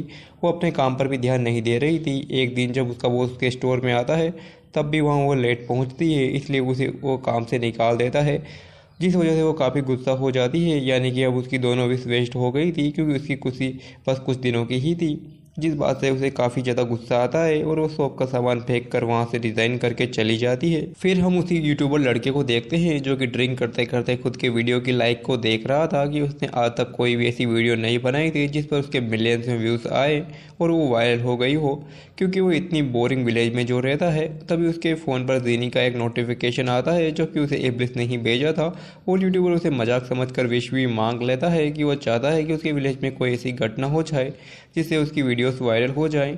यह सुनते ही इब्लिस उसकी विश पूरी कर देता है, उसे टेलीपोर्ट करके एक जंगल में भेज देता है और उसकी लाइव वीडियो भी ऑन कर देता है। तभी वो किसी चीज़ से टकरा कर नीचे गिर जाता है, और जब वो उस चीज़ को ध्यान से देखता है तो असल में वो किसी की डेड बॉडी थी। ये देखकर वो डर जाता है, पर उसने यह सब लाइव में दिखाया था, इसकी वजह से उसकी लाइव काफ़ी ज़्यादा वायरल हो जाती है और एक ही रात में वो बहुत ही फेमस यूट्यूबर बन जाता है। इधर पूरे विलेज में यही बातें हो रही थी कि आखिर उनकी शांति भरी विलेज में एक डेड बॉडी किसकी मिल सकती है। कुछ लोगों का कहना था कि यह काम जरूर साइकोपैथ कायोंग ने किया होगा, पर मेरी उसका स्टैंड लेती है और ऐसे लोगों को अपने क्लिनिक से ही निकाल देती है, जो भी कायोंग के बारे में अफवाह फैला रहे थे। दूसरी तरफ नानी भी सुपरमार्केट में जब कायोंग के लिए लोगों की गलत बातें सुनती है, तो वो भी घर जाकर थोड़ी सी इमोशनल हो जाती है। कायोंग के आने पर उससे बात करती है और समझाती है कि भले ही लोग उसे साइकोपैथ समझे, लेकिन उसकी नानी ये जानती है कि कायोंग कैसी लड़की है और वो किसी का खून नहीं कर सकती। फिर कायोंग बाहर जाती है और उसे उसकी क्लासमेट मिल जाती है। वो चाहती है कि कायोंग बैंक आकर सभी को बताए कि उसके सारे पैसे उसी ने खुद की मर्जी से ट्रांसफ़र किए हैं, और अगर उसने ऐसा नहीं किया तो जीनी से कहकर कायोंग को मार डालने की विश कर देगी। जो सुनकर कायोंग उसके पास जाती है और उससे कहती है कि अगर वो ये मांगना चाहती है तो ट्राई कर सकती है, और अगर उसने कायोंग को मारने की विश मांगी तो उसके मरने के बाद उसका सारा पैसा है जो कि नानी को ही मिलेगा, और अगर उसने ऐसा कुछ भी मांगना चाहा तो मेरे पास भी एक जीने की विश है और मैं उससे ये विश मांगूंगी कि तुम जो भी विश मांगो वो रिवर्स हो जाए। जो सुनकर उसे बहुत ही ज़्यादा गुस्सा आता है, जिसके बाद हम देखते हैं कि कायोंग घर पर आती है। वो कुछ अपसेट थी, इसलिए अब इब्लिस उसे विलेज की सबसे ऊंची बिल्डिंग पर लेकर जाता है ताकि उसका मूड ठीक हो जाए। पर तभी कायोंग इब्लिस को उस बिल्डिंग से धक्का दे देती है और उसका मूड भी ठीक हो जाता है, क्योंकि उसने ऐसा काफ़ी टाइम से नहीं किया था। अब जैसे ही दोनों घर पर जाते हैं, तभी घर पर मिजी भी आ जाती है, जो कि कायोंग के घर में इब्लिस और उसके असिस्टेंट को देखकर काफ़ी ज़्यादा शॉक हो जाती है कि आखिर इतने सारे स्ट्रेंजर्स कायोंग के घर में क्या कर रहे थे। तब कायोंग की दोस्त उसे झूठ बोल देती है कि वो इब्लिस की सिस्टर है जो कि दुबई से आई है, पर मिजी इस बात पर भरोसा नहीं करती और वो कायोंग से इस बारे में बात करती है। तब कायोंग उससे बस इतना कहती है कि वो टाइम आने पर मिजी को सब कुछ सच बता देगी और उसे उन 3 स्ट्रेंजर से डरने की कोई ज़रूरत नहीं है। दूसरी तरफ मिस्टर सोंग को इब्लिस का लैंप दोबारा मिलता है और वह अपनी सेकेंड विश मांगता है, जो ये थी कि 20 साल पहले एक डेट पर वापस लौटना चाहता था। इब्लिस उसे वहाँ पर लेकर भी जाता है, लेकिन गलती से सोंग ने इब्लिस को दिन का टाइम बता दिया था जबकि उसे रात के टाइम में जाना था। अब वो दिन अपने घर के आसपास होता है जहाँ पर वह छोटी कायोंग को देखता है तो उसके बारे में गलत बोलने लग जाता है कि ये एक साइकोपैथ है और बड़े होकर एक कार की दुकान खोलेगी और अभी जब मेरे पास थोड़ा टाइम बचा है तो मैं इसके साथ टाइम पास करूँगा। यह सुनते ही इब्लिस को बहुत ज़्यादा गुस्सा आ जाता है और उस सोंग को मारता है, लेकिन सोंग उसका मास्टर था इसलिए इब्लिस को उसे रात के टाइम में लेकर जाना पड़ता है, जहाँ हम जान पाते हैं कि असल में सोंग एक सीरियल किलर है। वो उस रात एक लड़की को मार रहा था, लेकिन उसे ऐसा करते हुए किसी ने देख लिया था। उसे पता लगाना था कि आखिर 20 साल पहले यह सब करते हुए उसे किसने देखा था। ये चीज़ वह आज पता लगा लेता है कि उसे उसकी माँ ने देखा था, इसलिए आज तक उसकी माँ ने यह बात पुलिस को नहीं बताई। इब्लिस ये सारी बातें कायोंग को जाकर बता देता है और उसे डायरी में नोट कर लेती है। कायोंग यहाँ पर इब्लिस की तारीफ भी करती है क्योंकि इसकी वजह से सोंग जैसे सीरियल किलर का पता लग गया था और वो ऐसी लड़कियों से नफरत करता था जो कि अपने बाल कलर करती थी या फिर मॉडर्न होती थी। फिर वो इब्लिस से कहती है कि वो सोंग को सजा दिलवा कर रहेगी। तो इब्लिस बोलता है कि तुमसे जीतना बहुत ही मुश्किल है, लेकिन तभी कायोंग को याद आता है कि उसके जीतने के बाद तो इब्लिस को मरना होगा, इसलिए वो इब्लिस से कहती है कि उसे वैसे भी अपने हिस्से की लाइफ जी ही ली है और अब तो नानी भी यंग हो गई है, तो अब वो किसी कुछ मरने के लिए तैयार है और वो इब्लिस को जीतने में मदद करेगी। यह सुनकर इब्लिस काफ़ी अजीब फील करता है क्योंकि वो कायोंग को पसंद करने लग गया था। जिसके बाद हम उसी जीनी को देखते हैं जो कि जूनियर के घर में कैद था। वो जीनी अपने मैजिक सिंगिंग से पूरी दुनिया को सुलाकर इब्लिस के हाथों में एक काला धागा बांधकर चला गया था। इसे हम जीनू बुलाएंगे। अगले दिन ये देखते ही इब्लिस का असिस्टेंट कायोंग आइजेल और उसके असिस्टेंट को वहाँ पर बुलाकर लाता है। अब जब यह सब बात सभी को पता चलती है, इतने में ही कायोंग इब्लिस का हाथ ही काट देती है और उसका धागा भी निकाल देती है, जो देखकर सभी लोग हैरान हो जाते हैं और कायोंग बोलती है कि शायद मैं इसलिए कर पाए क्योंकि मैं इब्लिस की मास्टर हूँ, जो देखकर आइजेल और उसकी असिस्टेंट वहाँ से चली जाती है। और अब इब्लिस जाने वाला था तब कायोंग उसे बता देती है कि उसे पास्ट के बारे में सब कुछ पता चल गया है कि कैसे उसने उसे डेजर्ट में मरने के लिए छोड़ दिया था। यह सुनकर इब्लिस और उसका असिस्टेंट भी वहाँ से भाग जाते हैं। कायोंग अकेले ही वहाँ पर रह जाती है। फिर इब्लिस जीनो की हिस्ट्री जानने के लिए आइजेल के पास जाता है क्योंकि आइजेल एक एंजल था तो उसे झूठ बोलने की परमिशन नहीं थी, इसलिए उसे सब कुछ सच बताना पड़ जाता है कि असल में जीनो उसी लड़के का गुलाम है जिसे इब्लिस ने कायोंग के कहने पर लंबी ज़िंदगी दी थी, यानी कि उसे अमर बनाया था और उसका नाम हीनू था। अब इब्लिस ये याद कर रहा था कि आगे हीनू दिखता कैसा होगा क्योंकि वह तो आज भी इस दुनिया में होगा। इसी बात का पता लगाने के लिए वो पास्ट में जाता है, तब उसे हीनू नजर आता है। हम जान पाते हैं कि असल में हीनू वही लड़का था जो कि जूनियो का बेटा बनकर उसके साथ रहता है। वो इतने सालों के बाद भी बिल्कुल वैसा ही था, लेकिन इब्लिस को अब भी हीनू का पता लगाना बाकी था कि आखिर वो दुनिया में कहाँ पर है और उसे यह भी नहीं पता था कि हीनू उन्हीं के विलेज में है। जिसके बाद हम देखते हैं कि जीनू वापस से अपने घर पर आ चुका था। हीनू उससे कुछ पूछताछ करता है कि कल रात तो पूरी दुनिया को सुलाकर कहाँ गया था। अब क्योंकि जीनू उसे कुछ बता नहीं रहा था, तब हीनू से डरकर उसे एक सर्वेंट बता देता है कि जीनू उससे घर से भाग जाने के लिए उसने ही कहा था और वो किसी से मिलने के लिए गया था। ये सुनकर हीनू सर्वेंट का गला ही काट देता है और फिर वो जीनू से पूछता है, जिस पर उसे बताना पड़ जाता है कि वो कल इब्लिस से मिलने गया था ताकि इब्लिस जब जागे तो वो जीनू की मदद के लिए आ पाए। यह सुनकर हीनू हंसने लग जाता है और जीनू से कहता है कि वो यही चाहता था कि जीनू इब्लिस को ढूंढे ताकि इब्लिस के साथ साथ वो कायोंग को भी ढूंढ पाए और कायोंग को मार कर वो इब्लिस का मास्टर बन पाए और पूरी दुनिया के जीनी और ह्यूमंस का मास्टर बन जाए। यह सुनकर जीनी भी बहुत ज़्यादा डर जाता है, जो उसको खालिद के नाम से बुलाता है और कहता है कि खालिद को यह सब नहीं करना चाहिए वरना इब्लिस उसे जिंदा नहीं छोड़ेगा। दूसरी तरफ कायोंग इब्लिस से खालिद के बारे में पूछती है कि आखिर वह कौन है, पर इब्लिस उसे नहीं जानता था और कायोंग को खालिद का नाम इसलिए पता था क्योंकि उसने अपने सपने में एक बच्चे को कारपेट बनाते हुए देखा था और कायोंग उस बच्चे को खालिद के नाम से बुला रही थी। जिसके बाद वो इब्लिस के हाथ पर फिर से वही धागा बांधकर एक टेस्ट लेती है कि असल में वो धागा पहले वाइट था और खून की वजह से अब काला हो चुका था। कायों को ये पता चल जाता है कि सिर्फ एक जीनी को उस धागे से बांधा जा सकता था और कायों के पास उस धागे को तोड़ने की शक्ति थी जो कि किसी नॉर्मल ह्यूमन बीइंग में नहीं थी। फिर हम जूनियो को देखते हैं। जब से उसने खालिद की सच्चाई देखी थी वो उल्टी किए जा रहा था, इसलिए खालिद की सर्वेंट उसे सच बता देती है कि जितने भी सर्वेंट खालिद के लिए उसके घर में रहते हैं वो सभी ऑफर्स हैं और उन सभी के लिए खालिद एक फादर जैसा है, इसलिए वो उसकी हर बात मानते हैं। और जूनियर को भी यही करना होगा क्योंकि पहले जितने भी खालिद के माँ बाप का नाटक किया था वो सभी उसकी बात मानते थे और वह उनके बारे में कुछ ज़्यादा जानने की कोशिश ना करे क्योंकि वो तो गैम्बलिंग करके कर्ज में डूबा हुआ था, पर उन्होंने उस चीज़ से उसे बाहर निकाला था, इसलिए अब उससे उनकी हर बात माननी होगी। जो सुनकर जूनियर काफ़ी ज़्यादा डर जाता है। वहीं नानी कॉफ़ी शॉप में एक बार फिर से मिजी से मिलती है। मिजी उसे इस बार भी सवाल पूछती है कि कहीं वो कायों के घर में कोई इलीगल काम तो नहीं कर रही ना। इस पर वो मना कर देती है और मिजी उस पर बिलीव भी कर लेती है। दोनों फिर से कॉफ़ी पीने लग जाते हैं और शायद मिजी को नानी से प्यार हो गया था क्योंकि वो यह तो नहीं जानती थी कि जिसे वो कायों की दोस्त समझ रही है वो असल में कायों की नानी ही है। फिर कायोंग सोंग से मिलने के लिए जाती है जहां उससे उसके हेडलाइट पर लगे हुए बाल दे देती है और कहती है कि वो जानती है कि जंगल में मिले हुए स्केलेटन के पीछे और उस हेयर वाली लड़की के मिसिंग होने के पीछे सोंग का ही हाथ है क्योंकि वो एक सीरियल किलर है। इस पर सोंग कायोंग से थोड़ा सा डर जाता है और उससे पूछता है कि क्या वो किसी के साथ आई है, पर कायोंग उसे इब्लिस के बारे में नहीं बताती और कहती है कि वो सोंग के काम से काफ़ी इम्प्रेस्ड है क्योंकि सोंग भी एक साइकोपैथ है एकदम उसकी तरह। पर दोनों में सिर्फ एक ही फ़र्क था और ये था कि कायोंग जब भी किसी का मर्डर करती तो वो कोई भी एविडेंस नहीं छोड़ती जिससे वो पकड़ी जाए। यह सुनकर सोंग थोड़ा सा मैनिपुलेट हो जाता है। वो कायोंग से कहता है कि उसके पास भी एक रास्ता है जिससे वो अपने सारे सबूत मिटा सकता है और वो कायोंग के साथ डील कर लेता है कि अगर सोंग ने सारे सबूत मिटा दिए तो कायोंग अगले खून में उसका साथ देगी। जिसके बाद कायोंग और इब्लिस घर चले जाते हैं जहां पर इब्लिस कायोंग से पूछता है कि उसने सोंग को पुलिस के हवाले क्यों नहीं किया। तब कायोंग बताती है कि अगर उसने सोंग को पुलिस के हवाले किया होता तो वो अपनी आखिरी विश मांग कर बाहर निकल जाएगा, इसलिए वो चाहती है कि वो अपनी आखिरी विश पास्ट में जाने के लिए यूज करे और तब इब्लिस उस टाइम में जाकर उसे उसकी डायरी दे दे और कायोंग सोंग को उस मिसिंग लड़की का मर्डर करने से बचा ले।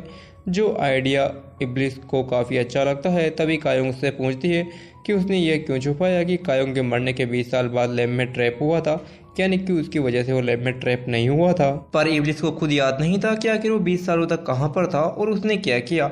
जिसके बाद से इब्लिस का असिस्टेंट को खालिद का पता चल जाता है क्योंकि उसने उसके ब्लड से खालिद का घर ढूंढ लिया था और आगे का सच पता लगाने के लिए वो दुबई जाने का डिसाइड करते हैं, जिसके लिए वो कायोंग से परमिशन मांगता है तो वो मान जाती है। पर कायोंग अपने साथ नानी और मिजी को भी लेकर आई थी क्योंकि उसके बिना उनका विलेज में रहना सेफ नहीं था। जहाँ पर मिजी एयरपोर्ट पर अपनी एक्स गर्लफ्रेंड भी क्रॉस हो जाती है और उसे देखकर वो थोड़ी सी इमोशनल हो जाती है। फिर ये लोग दुबई पहुँचते हैं जहाँ पर कायोंग और इब्लिस एक जीनी से मिलने के लिए जाते हैं और उसका नाम जीनिया, जहाँ वो बताती है कि कुछ साल पहले यानी कि क्राइड से पहले वो इब्लिस की गर्लफ्रेंड हुआ करती थी और सरप्राइजिंगली वो कायोंग का फेस भी जानती थी। कायोंग तो इन दोनों को इस तरह मिलता हुआ देखकर जेलस होकर वहाँ से चली जाती है, इसलिए अब इब्लिस जीनिया से बात करने के लिए जाता है जहाँ पर उससे पूछता है कि क्या तुम कभी अपीयरेंस चेंज करके मेरे सामने आई हो, यानी कि रूप बदल कर आई हो।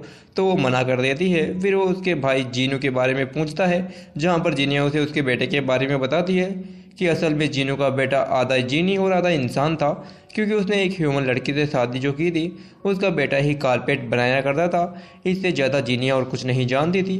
लेकिन यहाँ पर इब्लिस एक और चीज़ पर ध्यान देता है, वो ये थी कि जीनिया ने कायोंग को कैसे पहचाना जबकि कायोंग तो 8 साल की एज में ही मर गई थी। इस पर जीनिया गलती से उसे यह बोल देती है कि कायोंग की वजह से वो अपने 20 साल भूल चुका है। इसके आगे वो कुछ भी नहीं बोलती क्योंकि उसे इब्लिस को सच बताने की परमिशन नहीं थी। दूसरी तरफ आइजेल को देखते हैं जो कि इब्लिस के भाई जहारा से मिलने के लिए जाता है और जहारा जो जीनी था जो कि लोगों के मरने के बाद उनकी आत्मा का फूल उगाता था और उन फूलों का ध्यान रखता था, लेकिन 1000 साल पहले उससे भी कोई बड़ी गलती हुई थी जिसकी वजह से उसका पूरा गार्डन ही खत्म हो गया था और अब सिर्फ उसके पास एक ही फूल बचा था जिसका वो इतने सालों से ख्याल रख रहा था। और वो इब्लिस के बाहर आने की बात सुनकर बहुत ही खुश हुआ था, लेकिन आइजल उसे वार्न करता है कि इब्लिस उसे मिलने आएगा, लेकिन अगर उसने उसे कुछ भी बताया तो उसके साथ काफ़ी बुरा होगा। फिर आइजल उसके असिस्टेंट की आवाज़ भी छीन लेता है क्योंकि उसने इब्लिस को हेल्प जो की थी उसे जीने का पता बताकर। वो ये नहीं चाहता था कि इब्लिस को अपने पास्ट के बारे में कुछ भी पता चले। जिसके बाद हम मिजी और नानी को देखते हैं। मिजी यहाँ पर उन्हें कायोंग के बारे में बता देती है कि वो दवाइयों की जगह कैंडीज लेती है और कुछ विटामिन की दवाइयाँ, क्योंकि उसे दवाइयों की ज़रूरत नहीं है। वो सिर्फ नानी को दिखाने के लिए ऐसा करती है ताकि उन्हें उनकी फिक्र ना हो। जहाँ पर नानी भी ये सुनकर बहुत ज़्यादा खुश हो जाती है क्योंकि सच में मिजी उसकी बेस्ट फ्रेंड थी, इसलिए वो उसे अपनी पसंद की हील्स भी खरीद कर देती है। इधर इब्लिस को दुबई में एक टूरिस्ट प्लेस पर दिखाया जाता है जिसके बारे में बताया जा रहा था कि इस पत्थर में इब्लिस की तलवार अभी तक फंसी हुई है, यानी कि बहुत सालों पहले इब्लिस ने वो तलवार वहाँ पर छोड़ी थी और वो तलवार आज तक उस पत्थर से कोई बाहर नहीं निकाल पाया, जो कि लोगों को सिर्फ एक स्टोरी लग रही थी, लेकिन सच में वो ये तलवार इब्लिस की ही थी। अब वो टाइम रोक कर कायोंग को तलवार वहाँ से निकाल कर भी दिखाता है, पर उसे याद नहीं था कि वो तलवार उसने आखिर वहाँ पर कब छोड़ी थी। और कायोंग भी उससे ये पूछने की कोशिश करती है, लेकिन वो बात घुमाकर एयरपोर्ट वाली मिजी की एक गर्लफ्रेंड के बारे में पूछने लग जाते हैं। इस पर कायोंग से बताती है कि मिजी ने अपनी गर्लफ्रेंड से ब्रेकअप कर लिया था क्योंकि वो मिजी और कायोंग की साइकोपैथ फ्रेंडशिप से परेशान हो गई थी। अगले दिन अब कायोंग नानी को अपनी बेटी से मिलवाने के लिए लेकर जाती है।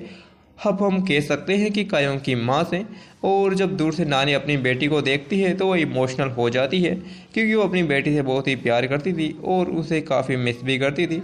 फिर वो लोग कोरिया वापस आ जाते हैं जहाँ पर हम देखते हैं कि मिस कांग ने अब जॉब से रिजाइन देने के बाद अपने पति को डिवोर्स देने का फैसला कर लिया था, जिस वजह से उसकी बेटी भी काफ़ी गुस्से में होती है, लेकिन अब उसे उसकी बेटी से कोई फर्क नहीं पड़ता था। अब वो इब्लिस से अपनी आखिरी विश मांगती है और वो इब्लिस की उस कहानी से इंस्पायर्ड थी जो कि उसने उसे सुनाई थी। कहानी सुनकर कांग को भी लालच आ गया था, इसलिए वो भी इब्लिस से यही विश मांगती है कि वो चाहती है कि इब्लिस उसकी पहली 2 विशेष भूल जाए। और अब मिस कांग का लास्ट चांस भी खत्म हो चुका था। तब इब्लिस उसे बोलता है कि सच में इंसान कितने लालची होते हैं और फिर उसे रियलिटी बताता है कि अगर उसने उस आदमी की यह विश पूरी की होती तो क्या इब्लिस आज ये कहानी सुना रहा होता, क्योंकि वो तो सब कुछ भूल गया होता ना। यानी कि मिस कांग इब्लिस के ट्रैप में फंस गई थी। और जब इब्लिस ये कायोंग को बताता है तो कायोंग उससे बोलती है कि वो बहुत ही जल्दी हारने वाली है, जहाँ वो इब्लिस से भी ये भी पूछती है कि क्या आखिरी विश पूरी होने के बाद लोग उसे जिद नहीं करते कि उन्हें एक और चांस मिलना चाहिए। इस पर इब्लिस बताता है कि आखिरी विश पूरी होने से ही वो सभी लोग उसे भूल जाते हैं कि वो किसी जीनी से भी मिले थे या नहीं। ये सुनकर कायोंग इमोशनल हो जाती है क्योंकि वो इब्लिस को भूलना नहीं चाहती थी। इधर इब्लिस के असिस्टेंट को जब आइजेल के असिस्टेंट की आवाज़ चले जाने के बारे में पता चलता है तो वो गुस्से में आइजेल को काटने चला जाता है। जब वो उसे हर्ट करने की कोशिश करता है तब इब्लिस उससे आकर लड़ाई करता है और जब दोनों स्पेस में जाकर फाइट करने के बाद थक जाते हैं, आइजेल इब्लिस को एक बहुत ही बड़ा सच बता देता है और वो ये था कि जिनो असल में उस इमोर्टल लड़के का स्लेव नहीं है, बल्कि वो अपनी मर्जी से उसके साथ रह रहा है, क्योंकि वो इमोर्टल लड़का यानी कि हिनू असल में उसका बेटा खालिद ही था, जो कि काफ़ी अजीब बात थी क्योंकि जिनो के बेटे को तो टाइम रहते मर जाना चाहिए था। अब इब्लिस को पता लगाना था कि आखिर वो जिंदा कैसे है। दूसरी तरफ कायोंग हाइकिंग करने के लिए जाती है तो उसे टॉप पर जूनियो मिल जाता है, जो कि हिनो के कहने पर भी वहाँ कायोंग से पता लगाने गया था कि उसकी आखिरी विश पूरी हो चुकी है या नहीं। कायोंग उसे कुछ भी बताने से मना कर देती है और जूनियो ना चाहते हुए भी उसे पहाड़ से धक्का दे देता है, क्योंकि अगर वो ऐसा नहीं करता तो हिनो उर्फ खालिद वैसे भी उसे मार डालता। अब पहली बार कायोंग को वहाँ से गिरते वक्त डर का एहसास होता है। उसे सभी लोगों को खोने का डर था, जैसे कि नानी, मिजी और इब्लिस, क्योंकि वो गिरकर मरने वाली थी। लेकिन तभी इब्लिस आकर उसे बचा लेता है और उससे कहता है कि तुम खुद को बचाने की विश भी तो मांग सकती थी। इस पर कायोंग कहती है कि अगर वो ऐसा करती तो इब्लिस को खो देती और वो इब्लिस को भूलना नहीं चाहती थी, जो सुनते ही इब्लिस उसे गले लगा लेता है। इब्लिस गुस्से में आकर जूनियर को भी उसी पहाड़ी से नीचे गिरा देता है। इधर आइजेल गुस्से में जाकर खालिद को वार्न करके आता है कि वो कायोंग को रास्ते से हटाने की कोशिश ना करे। असल में खालिद का प्लान था कि वो कायोंग को मारकर वो इब्लिस का लैंप का खुद मास्टर बन जाएगा, जिससे वो ह्यूमंस और स्पिरिट्स वर्ल्ड दोनों पर राज करना चाहता था। पर आइजेल उसे बताता है कि कायोंग का अपने तभी विश दूसरों के लिए यूज़ करना जरूरी है, तभी वो इब्लिस को मार सकता है, जो कि आइजेल का इतने सालों से मिशन था। और अगर वो ऐसा कर पाया तो इसके बाद इब्लिस का कोई भी नया मास्टर नहीं बनेगा, इसलिए वो उसे बीच में आने से मना करने की वार्निंग देकर वहाँ से चला जाता है। दूसरी तरफ इब्लिस जहरा से बात करने के लिए पहुँच चुका था। जहरा उसे जीनो के बारे में बताता है कि असल में जीनो का बेटा खालिद आधा इंसान होने की वजह से किसी बीमारी से अपने आखिरी दिन काट रहा था वो बस ना टूटने वाले दागों से कारपेट बनाता रहता था और अपने डैड यानी कि जिनों को कोसता रहता था कि उन्होंने खालिद के लिए कुछ नहीं किया, इसलिए खालिद मरने वाला है। लेकिन तभी उन्हें विलेज में जीनू की मुलाकात हीनू से हो गई और जब जीनू ने देखा कि हीनू के पास अमर रहने की शक्तियाँ हैं तो जीनू ने खालिद को बचाने के लिए अपना जादू हीनू और खालिद की आत्मा को बदलने में लगा दिया, जिसमें उसने जहारा की मदद ली थी। इस वजह से हीनू तो उसी टाइम पर मर चुका था और जो लड़का हीनू की इमोर्टल बॉडी में इतने सालों से रह रहा था वो असल में खालिद था। और जीनू और जहारा के इस क्राइम की वजह से ही आज तक जहारा के गार्डन में सिर्फ एक ही उस इमोर्टल फूल के अलावा और कोई दूसरा फूल नहीं उगा था। जिसके बाद हम म्यूट को देखते हैं, वो अपने डैड यानी कि अपने मास्टर से मिलने के लिए जाता है जो कि अपने बेटे के साथ रहा करता था। उन्हें देखते ही म्यूट बहुत ज़्यादा खुश हो जाता है और उसका मास्टर छोटा सा बेटा म्यूट को पहचान भी लेता है, जिसकी वजह से म्यूट सोच लेता है कि उसकी आखिरी विश यही है कि उसे वापस से डॉग बनना है ताकि वो अपने डैड यानी कि अपने ब्रदर के साथ रह पाए, जिसके लिए वो इब्लिस से मिलने के लिए निकल जाता है। इधर नानी म्यूजिक के क्लिनिक में अपने विजडम टूथ के रिमूवल के लिए जाती है और एक एक्सरे करवाती है। जिसके बाद वह फूड बैंक जाती है तो उसे मिलने के लिए वहाँ पर आईजेल आता है जो कि उससे गुस्से में था। वो नानी को सच बता देता है कि भले ही वो इब्लिस के मैजिक से यंग हो गई हो लेकिन उसके पास अब भी उतने ही दिन बाकी थे जितने कि पहले थे, यानी कि वो उसी टाइम पर दुनिया से चली जाएगी जिस टाइम पर वो ओल्ड होकर जाने वाली थी और यंग होने पर भी कुछ भी फ़ायदा नहीं होगा। और आइजल उसे ये भी बता देता है कि अगली बार जब उसके घर के बाहर लगे पेड़ पर फूल खिलेंगे तब वो मर जाएगी। ये सुनकर नानी बहुत ही इमोशनल हो जाती है। जिसके बाद हम कायोंग को देखते हैं जहाँ पर बैंक मैनेजर ने उसे बुलाया था। उन्होंने उसके सारे ट्रांजैक्शन जो उसने उसकी क्लासमेट को किए थे वो सब उसके अकाउंट में वापस डाल दिए थे और इस गड़बड़ी के लिए वो उससे काफ़ी माफ़ी मांगते हैं। लेकिन कायोंग बोलती है कि उसे सारा पैसा कैश में चाहिए, जो सुनकर उसके क्लासमेट बहुत ज़्यादा गुस्सा हो जाती है क्योंकि अब उसके हाथ कायोंग का एक भी पैसा नहीं लगने वाला था। फिर जब कायोंग सारे सीसीटीवी फुटेज चेक कर रही थी तभी उससे मिलने के लिए खालिद और उसके लोग आ जाते हैं जो कि कायोंग के लैम्प के बारे में पूछने के लिए आए थे ताकि कायोंग के लास्ट विश के बाद खालिद वो लैम्प ले सके। पर कायोंग उन्हें कुछ भी नहीं बताती और वो लोग यहाँ पर उसे धमकाने आए थे ताकि कायोंग अपनी आखिरी विश खालिद के लिए यूज करे।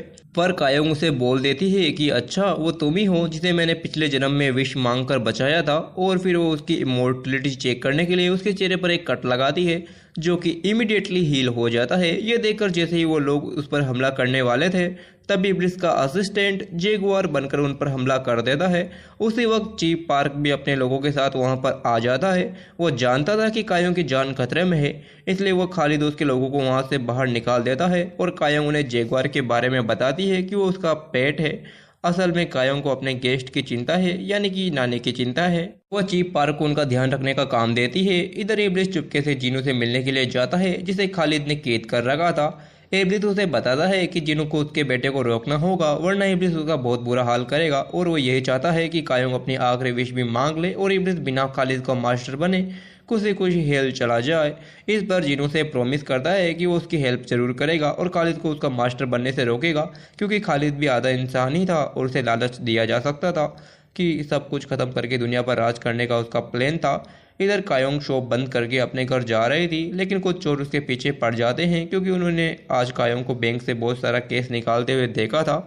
वो लोग उसे हर्ट करने की कोशिश भी करते हैं लेकिन तभी इब्लिस वहां आ जाता है और उन्हें हेल की एक जगह दिखाकर अच्छा सबक सिखाता है। जिसके बाद वो कायोंग के साथ हेल से निकलने लगता है। तब कायोंग उसे बताती है कि अगर इब्लिस लास्ट विश के बाद यहाँ पर रहने के लिए आएगा तो कायोंग भी उसके साथ रहने के लिए आएगी क्योंकि हेल जैसी कूल जगह उसने आज तक नहीं देखी थी। वो इब्लिस को मनाने के लिए उसे गले लगाने की कोशिश करने लग जाती है पर इब्लिस उसे बाहर लेकर आ जाता है। तब इब्लिस से मिलने के लिए म्यूट आता है जो कि जल्दी से वापस डॉग बनकर अपनी फैमिली के साथ जाना चाहता था।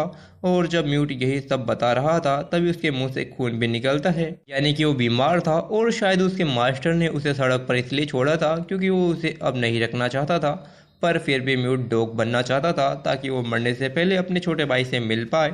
इसी वजह से वो आखिरी बार अपने ड्राइवर को गुड बाय करता है और अपनी फाइनल विश भी पूरी हो जाती है। फिर वो एक डॉग बनकर पहले की तरह सड़क के साइड पर बैठकर अपने मास्टर की कार आने का वेट करता है। जिसके बाद हम कायोंग और इब्लिस की बात से जान पाते हैं गॉड ने इब्लिस को बनाया था तब गॉड ने उसे भी 3 विशेष पूरी करने का प्रॉमिस किया था। इब्लिस की 2 विशेष तो यही थी कि उसके पास भी लोगों को 3 विशेष देने की पावर हो और लोगों को करप्ट करके हेल बेच पाए। और इतने सालों तक लैब में कैद होने के बाद अपनी सेकेंड विश मांगी थी कि उसे एक और चांस मिलना चाहिए। कायोंग फिर उसकी थर्ड विश के बारे में पूछती है तो वो बताता है कि शायद उसने अपनी थर्ड विश भी मांग ली है, लेकिन उसने क्या मांगा था वो उसे भी याद नहीं है। फिर हम यही भी जान पाते हैं कि इब्लिस को जहारा से ये पता चल गया था कि कायोंग 8 साल की उम्र में नहीं मरी थी, बल्कि 20 साल तक और जिंदा रही थी और 28 साल की उम्र में मरी थी। पर इब्लिस को किसी भी गलती की वजह से गॉड ने उसकी 20 साल की मेमोरी छीन ली थी, क्योंकि जरूर उसने कोई बड़ी गलती की होगी। अब क्योंकि इब्लिस भी थोड़ा सा अपसेट था, अब कायोंग उससे बोलती है कि उन्हें इब्लिस का मूड ठीक करने के लिए उसकी फेवरेट जगह पर जाना चाहिए। तो इब्लिस उसे अपने साथ चेरी ब्लॉसम दिखाने के लिए लेकर जाता है, क्योंकि वही उसकी सबसे बेस्ट या फेवरेट जगह थी, जहाँ पर वह यह भी बताता है कि जब से चेरी ब्लॉसम फेस्टिवल स्टार्ट हुआ था तभी इब्लिस ने कायोंग को मारने का प्लान ड्रॉप कर दिया था, यानी कि वो दोनों अब एक दूसरे को मारना नहीं चाहते थे। फिर हम आईजेल को देखते हैं जो कि उसके असिस्टेंट को उसकी आवाज़ वापस दे देता है।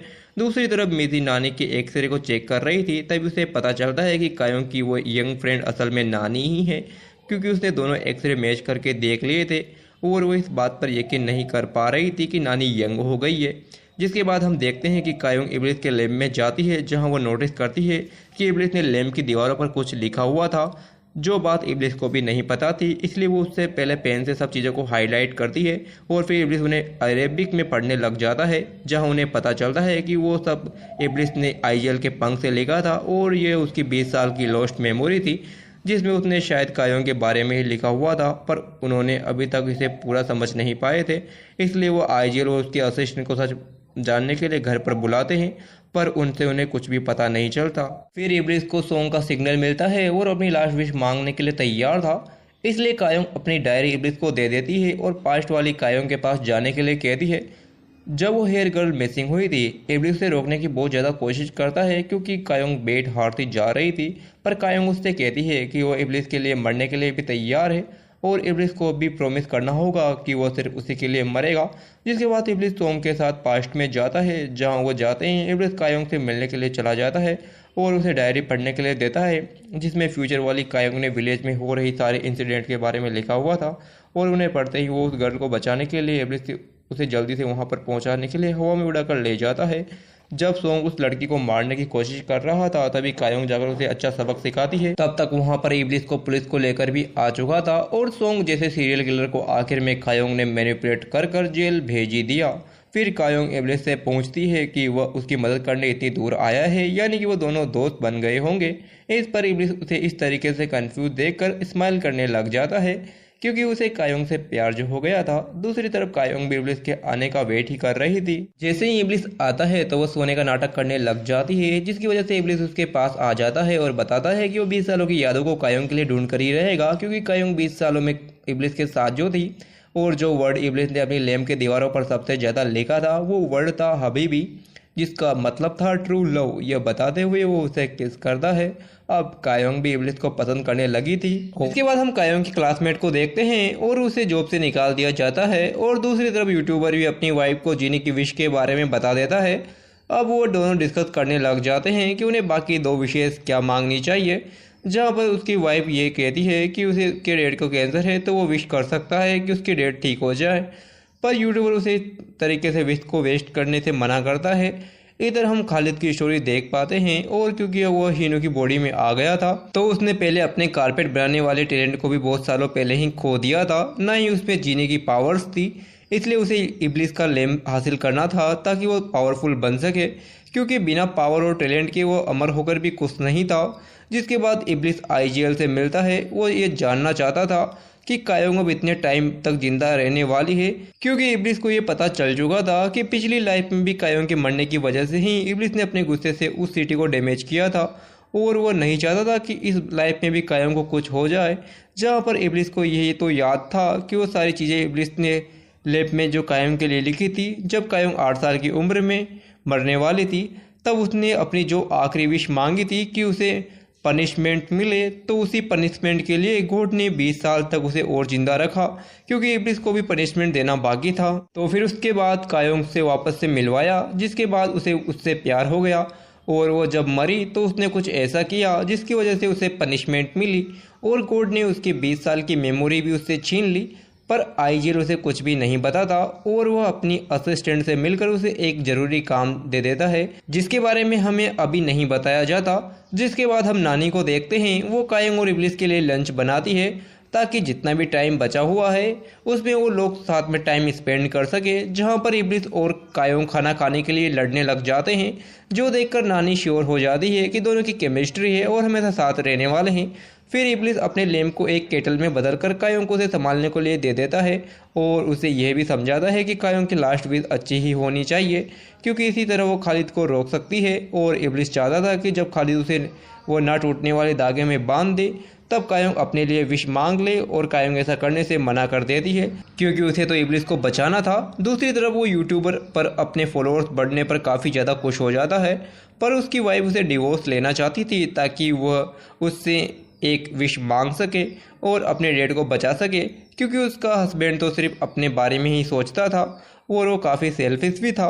जिसके बाद मिजी नानी का पता लगाने के लिए उनके विलेज जाती है। वहाँ पर नानी के रिलेटिव से मिजी को कंफर्म हो जाता है कि वह यंग लेडी ही असल में नानी है, जिसकी वजह से वो काफ़ी हर्ट होती है क्योंकि एक बार फिर से उसका प्यार अधूरा रह गया था और वह समझ चुकी थी कि इब्लिस कोई जीनी है, क्योंकि एक बार उसे कायोंग ने बताया था कि वह उसे विश मांगने के लिए बोलता रहता है। जिसके बाद हम नानी को देखते हैं, वो कायोंग के लिए बहुत सारे अचार और सॉसेस वगैरह तैयार करके रखती है ताकि उनके जाने के बाद कायोंग उन्हें खा पाए, और ये करते हुए वो काफ़ी इमोशनल भी हो जाती है क्योंकि उन्होंने भी नहीं सोचा था कि उनके जाने के बाद कायोंग का क्या होगा। फिर हम देखते हैं कि कायोंग इब्लिस को बताती है कि वो मरने से पहले अपनी नानी के साथ कुछ अच्छी मेमोरी बनाना चाहती है, इसलिए वो कल सोल जाएगी। यह सुनकर इब्लिस को भी अपना दोस्त याद आ जाता है जिसके साथ वो वीडियो गेम खेला करता था, वो भी उसके साथ आखिरी टाइम स्पेंड करने के लिए चला जाता है। और अब उसका दोस्त काफ़ी ज़्यादा खुश था क्योंकि उसकी मोम का बॉयफ्रेंड डिसअपियर हो गया था। इधर कायोंग नानी को शॉपिंग कराने के लिए सोल लेकर जाने के लिए कहती है, लेकिन नानी मना कर देती है और कायोंग को अपने साथ फोटो बूथ लेकर जाती है ताकि वो कायोंग की मेमोरी में अच्छे दिख पाए। जो सुनकर कायोंग थोड़ी सी कंफ्यूज हो जाती है कि आखिर नानी उसकी तरह क्यों सोच रही है।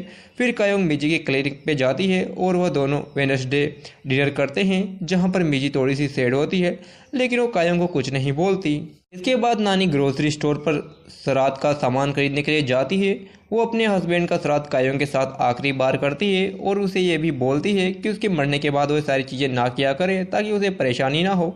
फिर कायोंग दुबई जाती है जीनिया से मिलने के लिए। वह नोटिस कर लेती है कि फ़्लाइट से ही खालिद के लोग उसका पीछा कर रहे हैं और वो उनसे बचने की कोशिश करती है, लेकिन तभी वो लोग कायोंग को पकड़ने में कामयाब हो जाते हैं।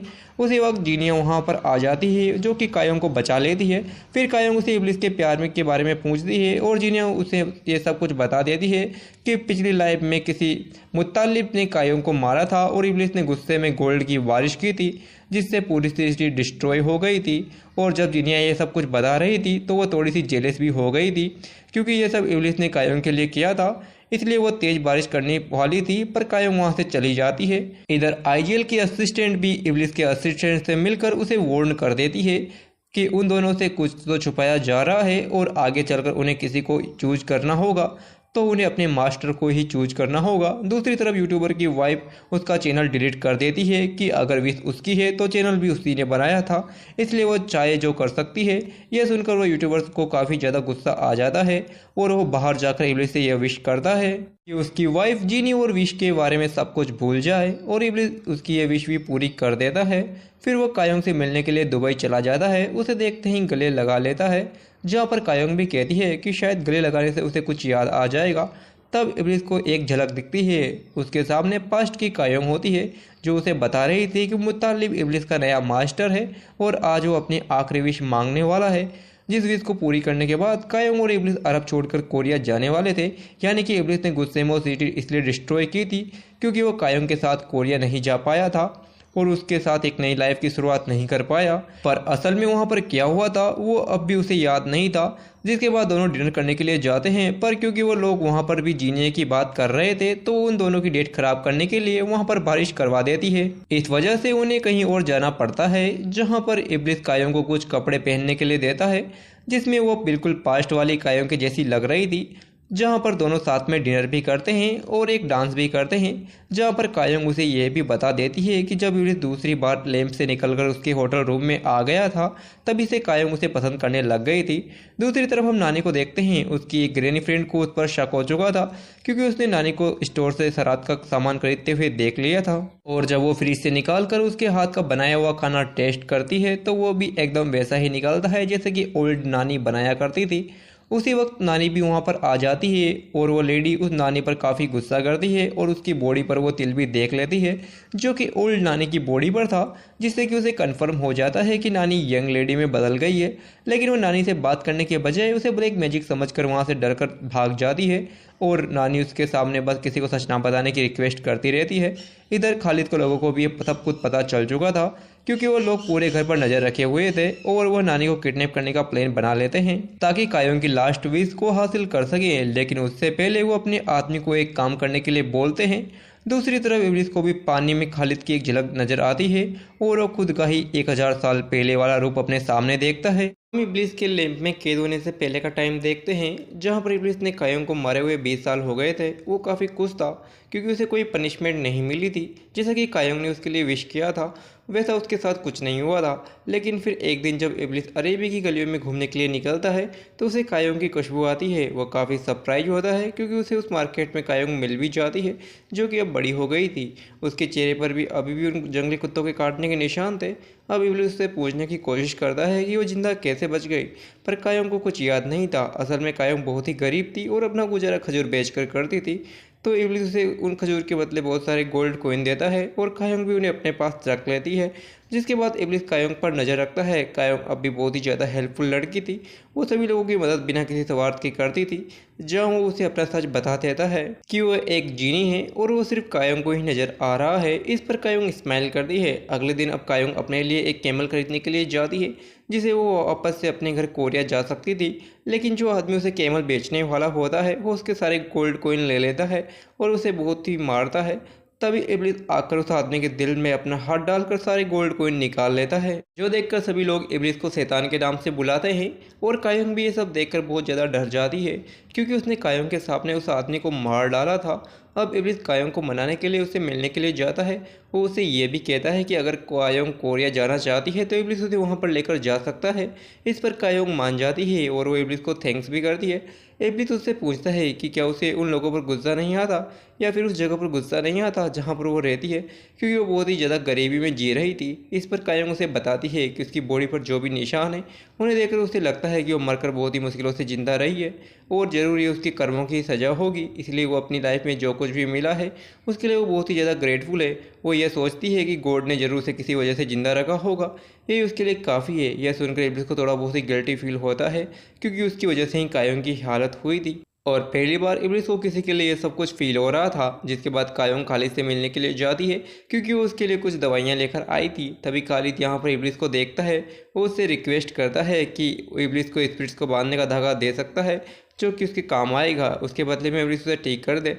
पर इब्लिस उसे मना कर देता है और ये भी कह देता है कि खालिद को आधा इंसान होने की सज़ा मिल रही है। फिर इब्लिस रात को कायोंग से मिलने जाता है जहाँ वो थोड़ी सी लाइट में अपने लिए ड्रेस बना रही थी जिसे वो कोरिया जाते वक्त पहनने वाली थी। यह देखकर इब्लिस उसे अपने लैंप के अंदर लेकर जाता है जहाँ पर बहुत ही ज़्यादा उजाला था। वो कायोंग से पूछता है कि उसे कोरिया क्यों जाना है, पर कायोंग उसे बताती है कि कोरिया में 4 सीज़न होते हैं जिसमें से चेरी ब्लॉसम भी एक है जो कि उसे बहुत ही ज़्यादा पसंद है और शायद इसलिए ही प्रेजेंट में इब्लिस को भी चेरी ब्लॉसम बहुत ही पसंद था।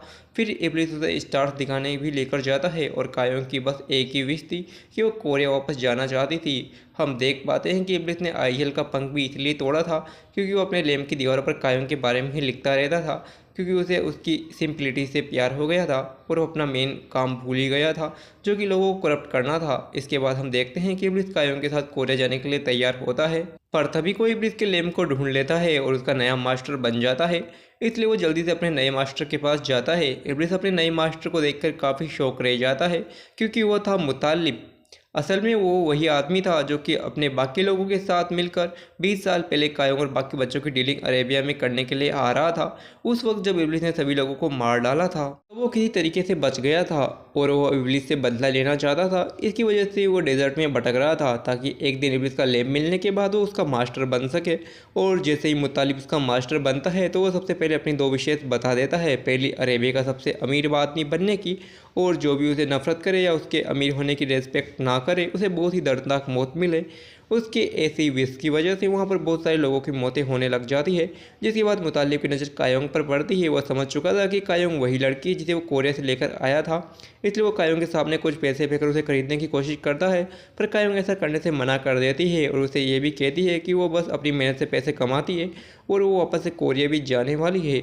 इसकी वजह से मुतालिब का ईगो हर्ट हो जाता है। इधर इब्लिस भी कायोंग के साथ जाने के लिए निकलने वाला था। वो काफी खुश भी था, लेकिन तभी मुतालिब उसे लास्ट विश मांगने के लिए बुला लेता है। वो इब्लिस से कहता है कि वो एक लड़की को मरते दम तक अपनी आंखों के सामने देखना चाहता है और उसकी गुलाम बनकर रहे। इब्लिस अब उसकी लास्ट विश भी पूरी कर देता है।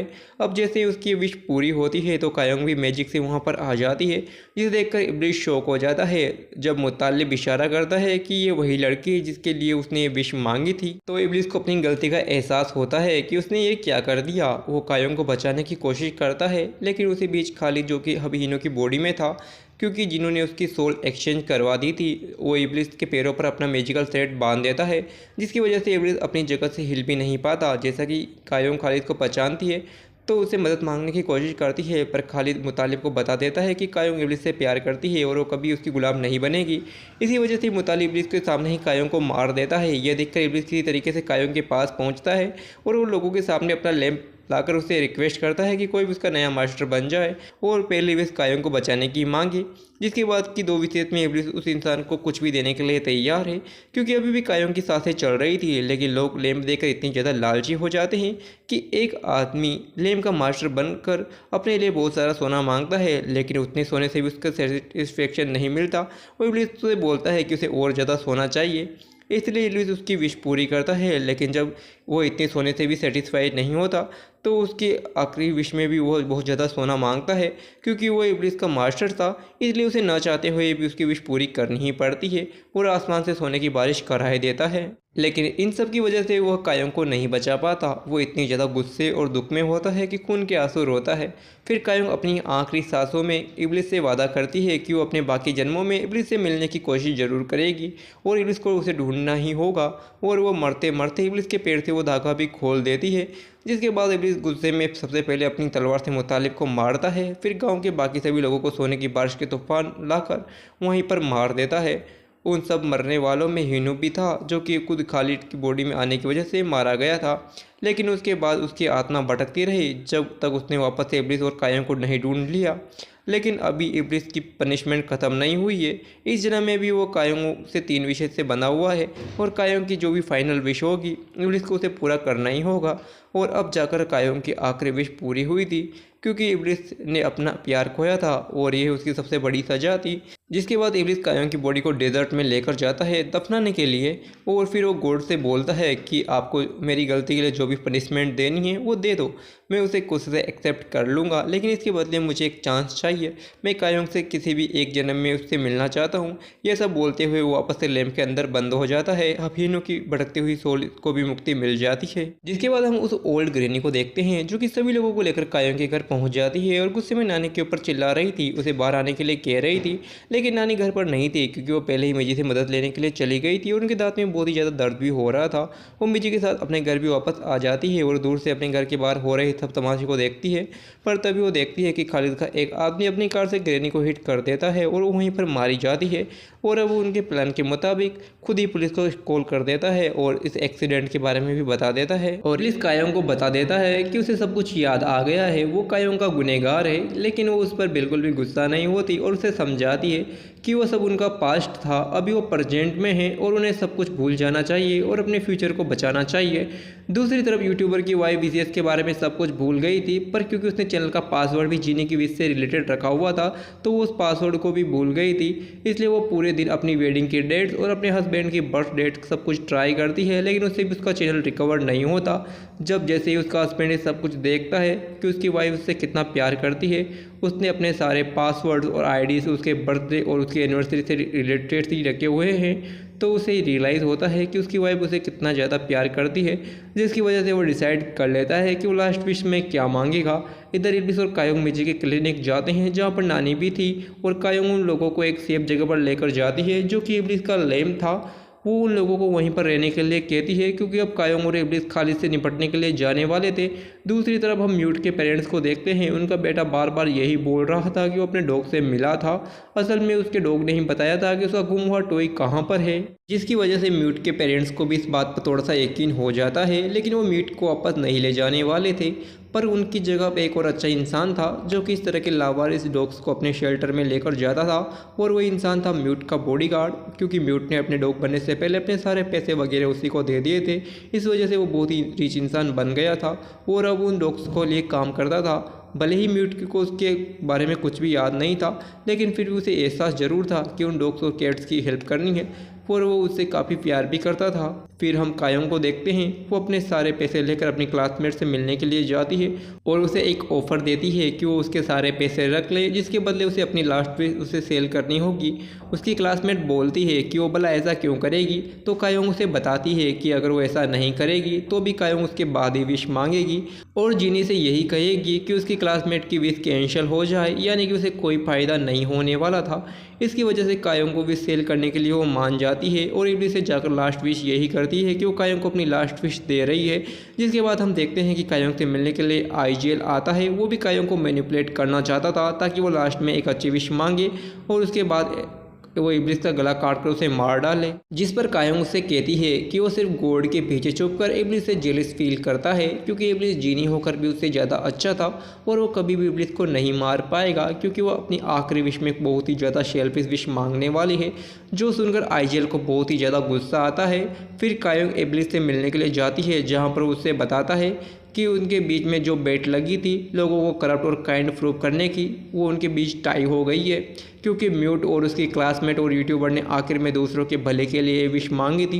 यूट्यूबर ने ये विश मांगी थी कि उसकी वाइफ के पापा को जो कैंसर है वो ठीक हो जाए, और उसकी ये विश भी पूरी हो गई थी। इसलिए इब्लिस बहुत ही ज़्यादा खुश होता है। अब वो खालिद से लड़ने के लिए जाने वाला था, जहाँ वो कायोंग से पूछता है कि कायोंग उसे बचाने के लिए आएगी या नहीं। तभी कायोंग से गले लगा लेती है। दूसरी तरफ हम देखते हैं कि खालिद जीनू को फोर्स करता है कि वो गाना गाकर सभी को सुला दे, ताकि वो ज़बरदस्ती इब्लिस का मास्टर बन सके। इसके लिए वो अपने कानों को भी इंजर्ड कर लेता है ताकि उसे जीनू का गाना सुनाई ना दे। तभी इब्लिस वहाँ पर खुद उससे बात करने के लिए आ जाता है, और जैसे ही जीनू गाना गाता है तो एक तरफ खालिद इब्लिस को कैद कर लेता है और दूसरी तरफ आईजीएल की असिस्टेंट भी आईजीएल के कहने पर इब्लिस का लेम उसके घर से चुरा लेती है। लेकिन जब उसके डैडी उससे पूछते हैं कि क्या वो अब एक आज़ाद जीनी है, तो खालिद अपने ही धागे से वेपन बनाकर अपने ही डैड को हमेशा के लिए ख़त्म कर देता है। ये देखकर इब्लिस को बहुत ही ज़्यादा गुस्सा आता है और वो डिसाइड कर लेता है कि वो खालिद को नहीं छोड़ेगा, क्योंकि खालिद के अंदर ना तो इंसानों की अच्छाई थी और ना ही जीने की ईमानदारी। अब खालिद ने कायोंग को भी कैद कर लिया था और उसे लेम के बारे में पूछता है, लेकिन जैसे ही कायोंग उसे बोलती है कि वो उसे कभी नहीं पकड़ पाएगा, ये कहते ही कायोंग वहाँ से गायब होकर इब्लिस के पास पहुँच जाती है, क्योंकि उसने अपनी क्लासमेट से यही कहा था कि वो अपने आखिरी विश कायोंग के लिए मांगे, और जैसे ही कायोंग अपना कोड वर्ड कहे तो वहाँ से गायब होकर सीधा इब्लिस के पास पहुँच जाए, जिससे उसे ये फ़ायदा होगा कि खालिद को ऐसा लगेगा कि कायोंग ने अपनी आखिरी विश मांग ली है और कायोंग अपनी एक विश बचाकर इब्लिस को भी बचा लेगी। और होता भी बिल्कुल वैसा ही है।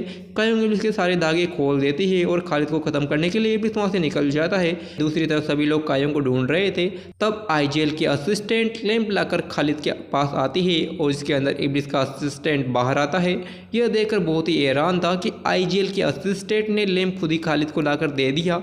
तब वो कहती है कि मैं सिर्फ अपने मास्टर के ऑर्डर को फॉलो कर रही थी, और ये सब आईजीएल ने इसलिए करवाया था ताकि कायोंग अपनी नानी को बचाने के लिए विश मांगे, और उसकी आखिरी विश मांगते ही आईजीएल इब्लिस को ख़त्म कर दे।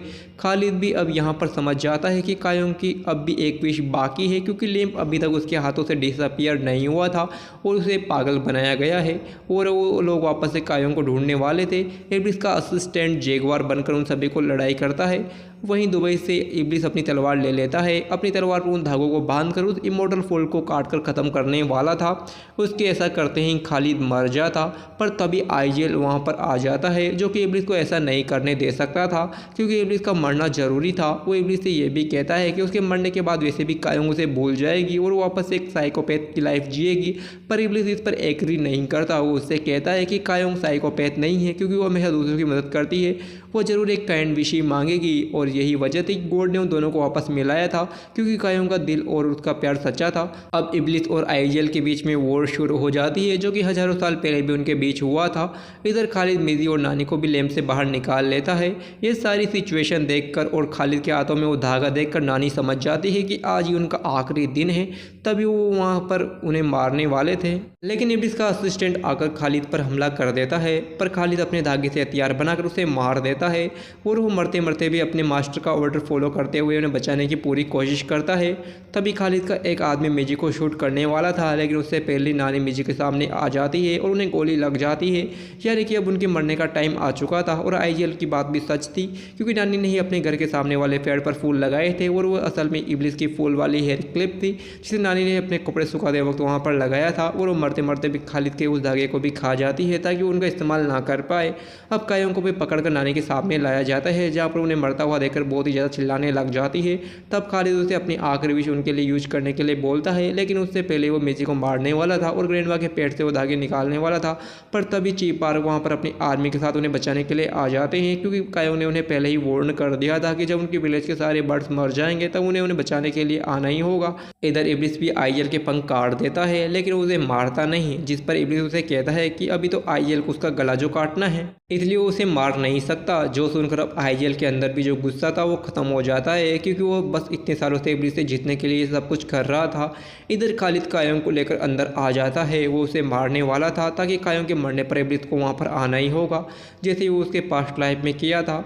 लेकिन वैसे ही वो उस कायों को मारने वाला था, तभी इब्लिस उस इमोर्टल फूल को अपनी तलवार से काट देता है और उस फूल के ख़त्म होते ही खालिद भी ख़त्म हो जाता है, यानी कि उसने बनाए हुए धागों से ही उसका अंत हो गया।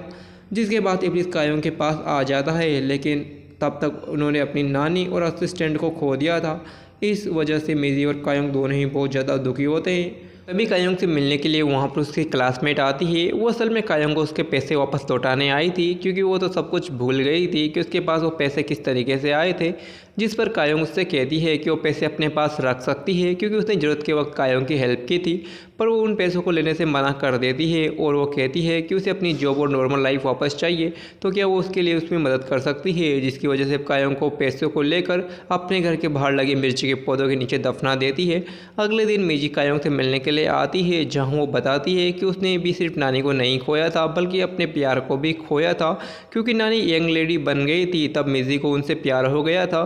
फिर मिजी नानी की कही हुई बातें भी कायोंग को बता देती है कि नानी के पास लाइफ में जो कुछ भी था उसमें से सबसे अच्छी चीज़ उनके लिए कायोंग थी। फिर कायोंग मिजी से पूछती है क्या उसे अपनी लाइफ में कुछ और चाहिए, लेकिन कायोंग ये जानती थी कि मिजी अब पूरी तरह से सेटल्ड थी, तो कायोंग भी अब आराम से इस दुनिया को छोड़कर जा सकती थी। जहाँ वो आखिरी बार इब्लिस से बात करने के लिए लेम्पी रब करती है, लेकिन वो बहुत दिनों तक उसके सामने ही नहीं आता, जिसकी वजह से कायोंग बिना कुछ सोचे दुबई के डेजर्ट में चली जाती है। वो बहुत दिनों तक डेजर्ट में ही भटकती है, ताकि कहीं तो इब्लिस उसे मिल जाएगा। तब इब्लिस को उसके सामने आना ही पड़ता है, क्योंकि अगर वो नहीं आता तो कायोंग उसे ढूंढते ढूंढते ही मर जाती। कायोंग उसे अपनी आखिरी विश बताती है, और वो ये थी कि वो अपने सारे इमोशंस, जैसे कि उसकी नानी का उसके लिए प्यार और मिजी की दोस्ती, वो सब कुछ फील करते हुए मरना चाहती है। और ये उसकी एक सेल्फिश विश थी।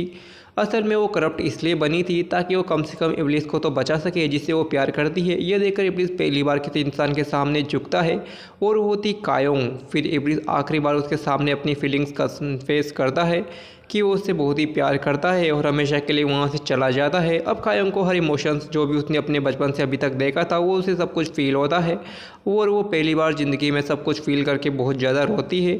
इधर इब्लिस भी अपनी हार मानकर आइजल के पास चला जाता है ताकि उसे अपनी सज़ा मिल सके।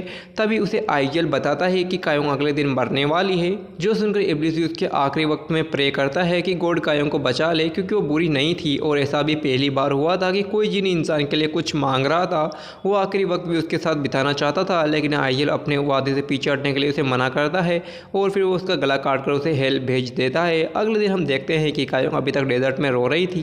तभी आईजेल की असिस्टेंट उससे मिलने के लिए आती है। उसे ही खालिद को लैंप दिया था, इसलिए ये सब कुछ हुआ था। इसलिए वो कायोंग से माफ़ी मांगने के लिए आई थी और उसे अपनी गलती ठीक करने के लिए कायोंग को उसकी मेमोरी भी दे देती है। अब कायोंग को सब कुछ याद आ जाता है कि वो इब्लिस से मिली थी और इब्लिस एक जीनी था। लेकिन ये सब कुछ जानकर कायोंग का दिल और भी ज़्यादा दुखता है, क्योंकि उसे ये सब कुछ रियलाइज़ हो जाता है कि इब्लिस उसे जानबूझकर हारा था ताकि कायोंग जिंदा रह पाए और उससे बहुत प्यार करता था। इस वजह से कायोंग गिल्ट में रोते रोते ही डेजर्ट में मर जाती है। उसके मरने की खबर उसके विलेज तक भी पहुंची जाती है और वो सभी लोग उसके लिए बहुत दुखी थे, क्योंकि वो भी ये समझ चुके थे कि कायोंग एक अच्छी लड़की है, ना कि कोई साइकोपैथ। अब कुछ दिन बाद हम देखते हैं कि मिजी कायोंग से मिलने के लिए उसके बॉक्स के पास जाती है। वो इमोशनल होकर उस बॉक्स को टच करती है, जिसकी वजह से अचानक से उसके पीछे कायोंग आ जाती है, जो उससे कहती है कि वो मिजी की 3 विश पूरी करेगी। ये देखकर मिजी एक बार डर जाती है, क्योंकि कायोंग एक जीनिया बन चुकी थी। अब कायोंग से 1000 साल से लेकर अभी तक की अपनी कहानी बताती है कि उसका 1000 साल का इब्लिस के साथ सच्चा प्यार था, इसलिए अब वो भी एक जीनिया बन गई है जो कि लोगों की 3 विशेष देती है। तब मिजी उससे अपनी पहली विश बता देती है और वो ये थी कि कायोंग हर हफ्ते उसके साथ डिनर करेगी, और सेकेंड विश ये थी कि हर गरीब बच्चा मिजी के क्लिनिक आ पाए, जो कि कायोंग पूरी कर देती है। पर मिजी अपनी आखिरी विश नहीं मांगती, क्योंकि वह जानती थी कि अगर आखिरी विश मांगते ही कायोंग उससे दूर हो जाएगी। अब हम देखते हैं कि कायोंग भी मिजी के साथ बिल्कुल वैसी तरीके से रहती है जिस तरह से इब्लिस कायोंग के साथ एक इंसान बनकर रहता था। और मिजी चेरी ब्लॉसम फेस्टिवल के दिन कायोंग को सरप्राइज देने के लिए उसके लिए फायरवर्क शो भी करती है, जो देखकर कायोंग को इब्लिस की याद आ जाती है। उसे रोता हुआ देखकर मिजी भी इमोशनल हो जाती है, इसलिए वो अगले दिन कायोंग को उसकी समाधि के पास लेकर जाती है। यहाँ पर मिजी अपनी आखिरी विश भी मांग लेती है, और वो यह थी कि कायोंग भले ही एक जीनिया बन गई हो, पर उसे जहाँ भी रहे वो खुश रहे और उसे अपना सच्चा प्यार भी वापस मिल जाए। ये सुनकर कायोंग मिजी को रोकती है, पर क्योंकि लास्ट विश भी पूरी हो चुकी थी तो अब मिजी कायोंग को नहीं देख पाती और हमेशा के लिए भूल जाती है कि उसकी दोस्त एक जीनिया थी। अब हम अगले साल चेरी ब्लॉसम का टाइम देखते हैं। तब कायोंग को अपने घर के बाहर लगे फूल में अपनी नानी की स्पिरिट्स मिलती है, जो कि उससे मिलने के लिए आई थी। फिर वो मिजी से मिलने के लिए जाती है। वहाँ टीवी पर एक न्यूज़ चल रही थी कि किसी ने 1000 साल पहले की तस्वीर खोज निकाली थी, और ये तस्वीर किसी सुंदर लड़की की थी, जो कि असल में कायोंग थी। जिसके बाद कायोंग अकेले चेरी ब्लॉसम एंजॉय करके अपने पहले के दिनों को याद कर रही थी, और वो इब्लिस के बारे में सोच रही होती है। तब इब्लिस उसके सामने आकर उसे किस कर देता है, जहाँ पर इब्लिस को देखकर वो काफ़ी खुश होती है और वो उससे पूछती है कि वापस से कोरिया कैसे आया, कहीं मिजी की विश करने की वजह से ऐसा तो नहीं हुआ ना। इस पर इब्लिस कहता है कि वो खुद भी नहीं जानता कि वो वापस कैसे आया। लेकिन दूसरी तरफ हम देख पाते हैं कि ये सब असल में नानी की वजह से पॉसिबल हुआ था, क्योंकि नानी को हेवन में जगह मिल गई थी, पर वो वहाँ जाने को तैयार नहीं थी। वो आईजीएल से जिद कर रही थी कि वो इब्लिस को वापस कायोंग के पास भेज दे, पर वो उसकी विश पूरी नहीं कर सकता था। वो खुद गॉड से बात करने को बोलती है, इसलिए अब आईजीएल को गॉड से बात करनी पड़ती है, और गॉड का ऑर्डर होता है कि इब्लिस को वापस से कोरिया भेज दिया जाए। इसलिए खुद आईजीएल इब्लिस का लैम्प कोरिया वापस छोड़कर आता है। यही वजह थी कि इब्लिस वापस आ गया था। अब कायोंग उसे बताती है कि अब वो कोरिया की सबसे फेमस जीनिया बन चुकी है, और वो अपनी मैजिक से अपने हाथ निकालकर इब्लिस को डरा भी देती है, जिसके बाद दोनों साथ में रहने लग जाते हैं। पर क्योंकि उन्हें अपनी अच्छी लाइफ जीने के लिए पैसे चाहिए थे, तो इब्लिस कायोंग को अपने साथ लेकर जाता है ताकि वो काम करके पैसे कमा सके। पर कायोंग बोलती है कि उसके पास तो पहले से ही पैसे हैं। अब वो अपने दफनाए हुए पैसे बाहर निकाल लेती है और इब्लिस को कुछ पैसे हेयर कट करवाने के लिए देती है, पर वो बताता है कि वो अपने बाल लंबे करेगा ताकि वो अपने असिस्टेंट को वापस बना पाए। फिर वो अपने नए मास्टर के पास भी जाता है, पर वो लेडी इब्लिस को ही पागल बना देती है, क्योंकि वो एक पिरामिड स्कीम वाली स्कैमर थी। वो लोगों को अपने प्रोडक्ट बेचा करती थी। उसके बाद इब्लिस और कायोंग बिल्कुल एक हस्बैंड वाइफ और कपल जैसे बनकर लैंप में रहते थे। वो अपने असिस्टेंट को भी वापस बना लेते हैं। उसका असिस्टेंट जिंदा होते ही सबसे पहले आईजीएल को काटने के लिए जाता है, क्योंकि उसे उसके असिस्टेंट वापस चाहिए थी। ऐसा ही एक दिन इब्लिस भी आईजीएल से मिलने के लिए जाता है। आईजीएल उसे नानी के बारे में बताता है कि नानी ही रोज प्रे करती थी कि इब्लिस वापस से कायोंग के पास आ जाए, इसलिए वो कायोंग के पास लौटा था। जिसके बाद इब्लिस और कायोंग दुबई भी जाते हैं और वहाँ पर मिजी को भी देख पाते हैं, जो कि अब ओल्ड हो गई थी, लेकिन वो अब भी अपनी बेस्ट फ्रेंड कायोंग को नहीं भूली थी, क्योंकि उसने अपने हाथों में उसकी वॉच पहनी हुई थी। दूसरी तरफ इब्लिस और कायोंग डेजर्ट में एक दूसरे के साथ डांस कर रहे थे। अब नानी भी हेवन जा रही थी और इब्लिस और कायोंग को गुड बाय मैसेज करती है और हमेशा साथ रहने और खुश रहने के लिए कहती है, और इसी के साथ हैप्पी एंडिंग हो जाती है। तो मिलते हैं कभी किसी नए सीजन के साथ, तब तक के लिए गुड बाय और अपना ख्याल रखिए।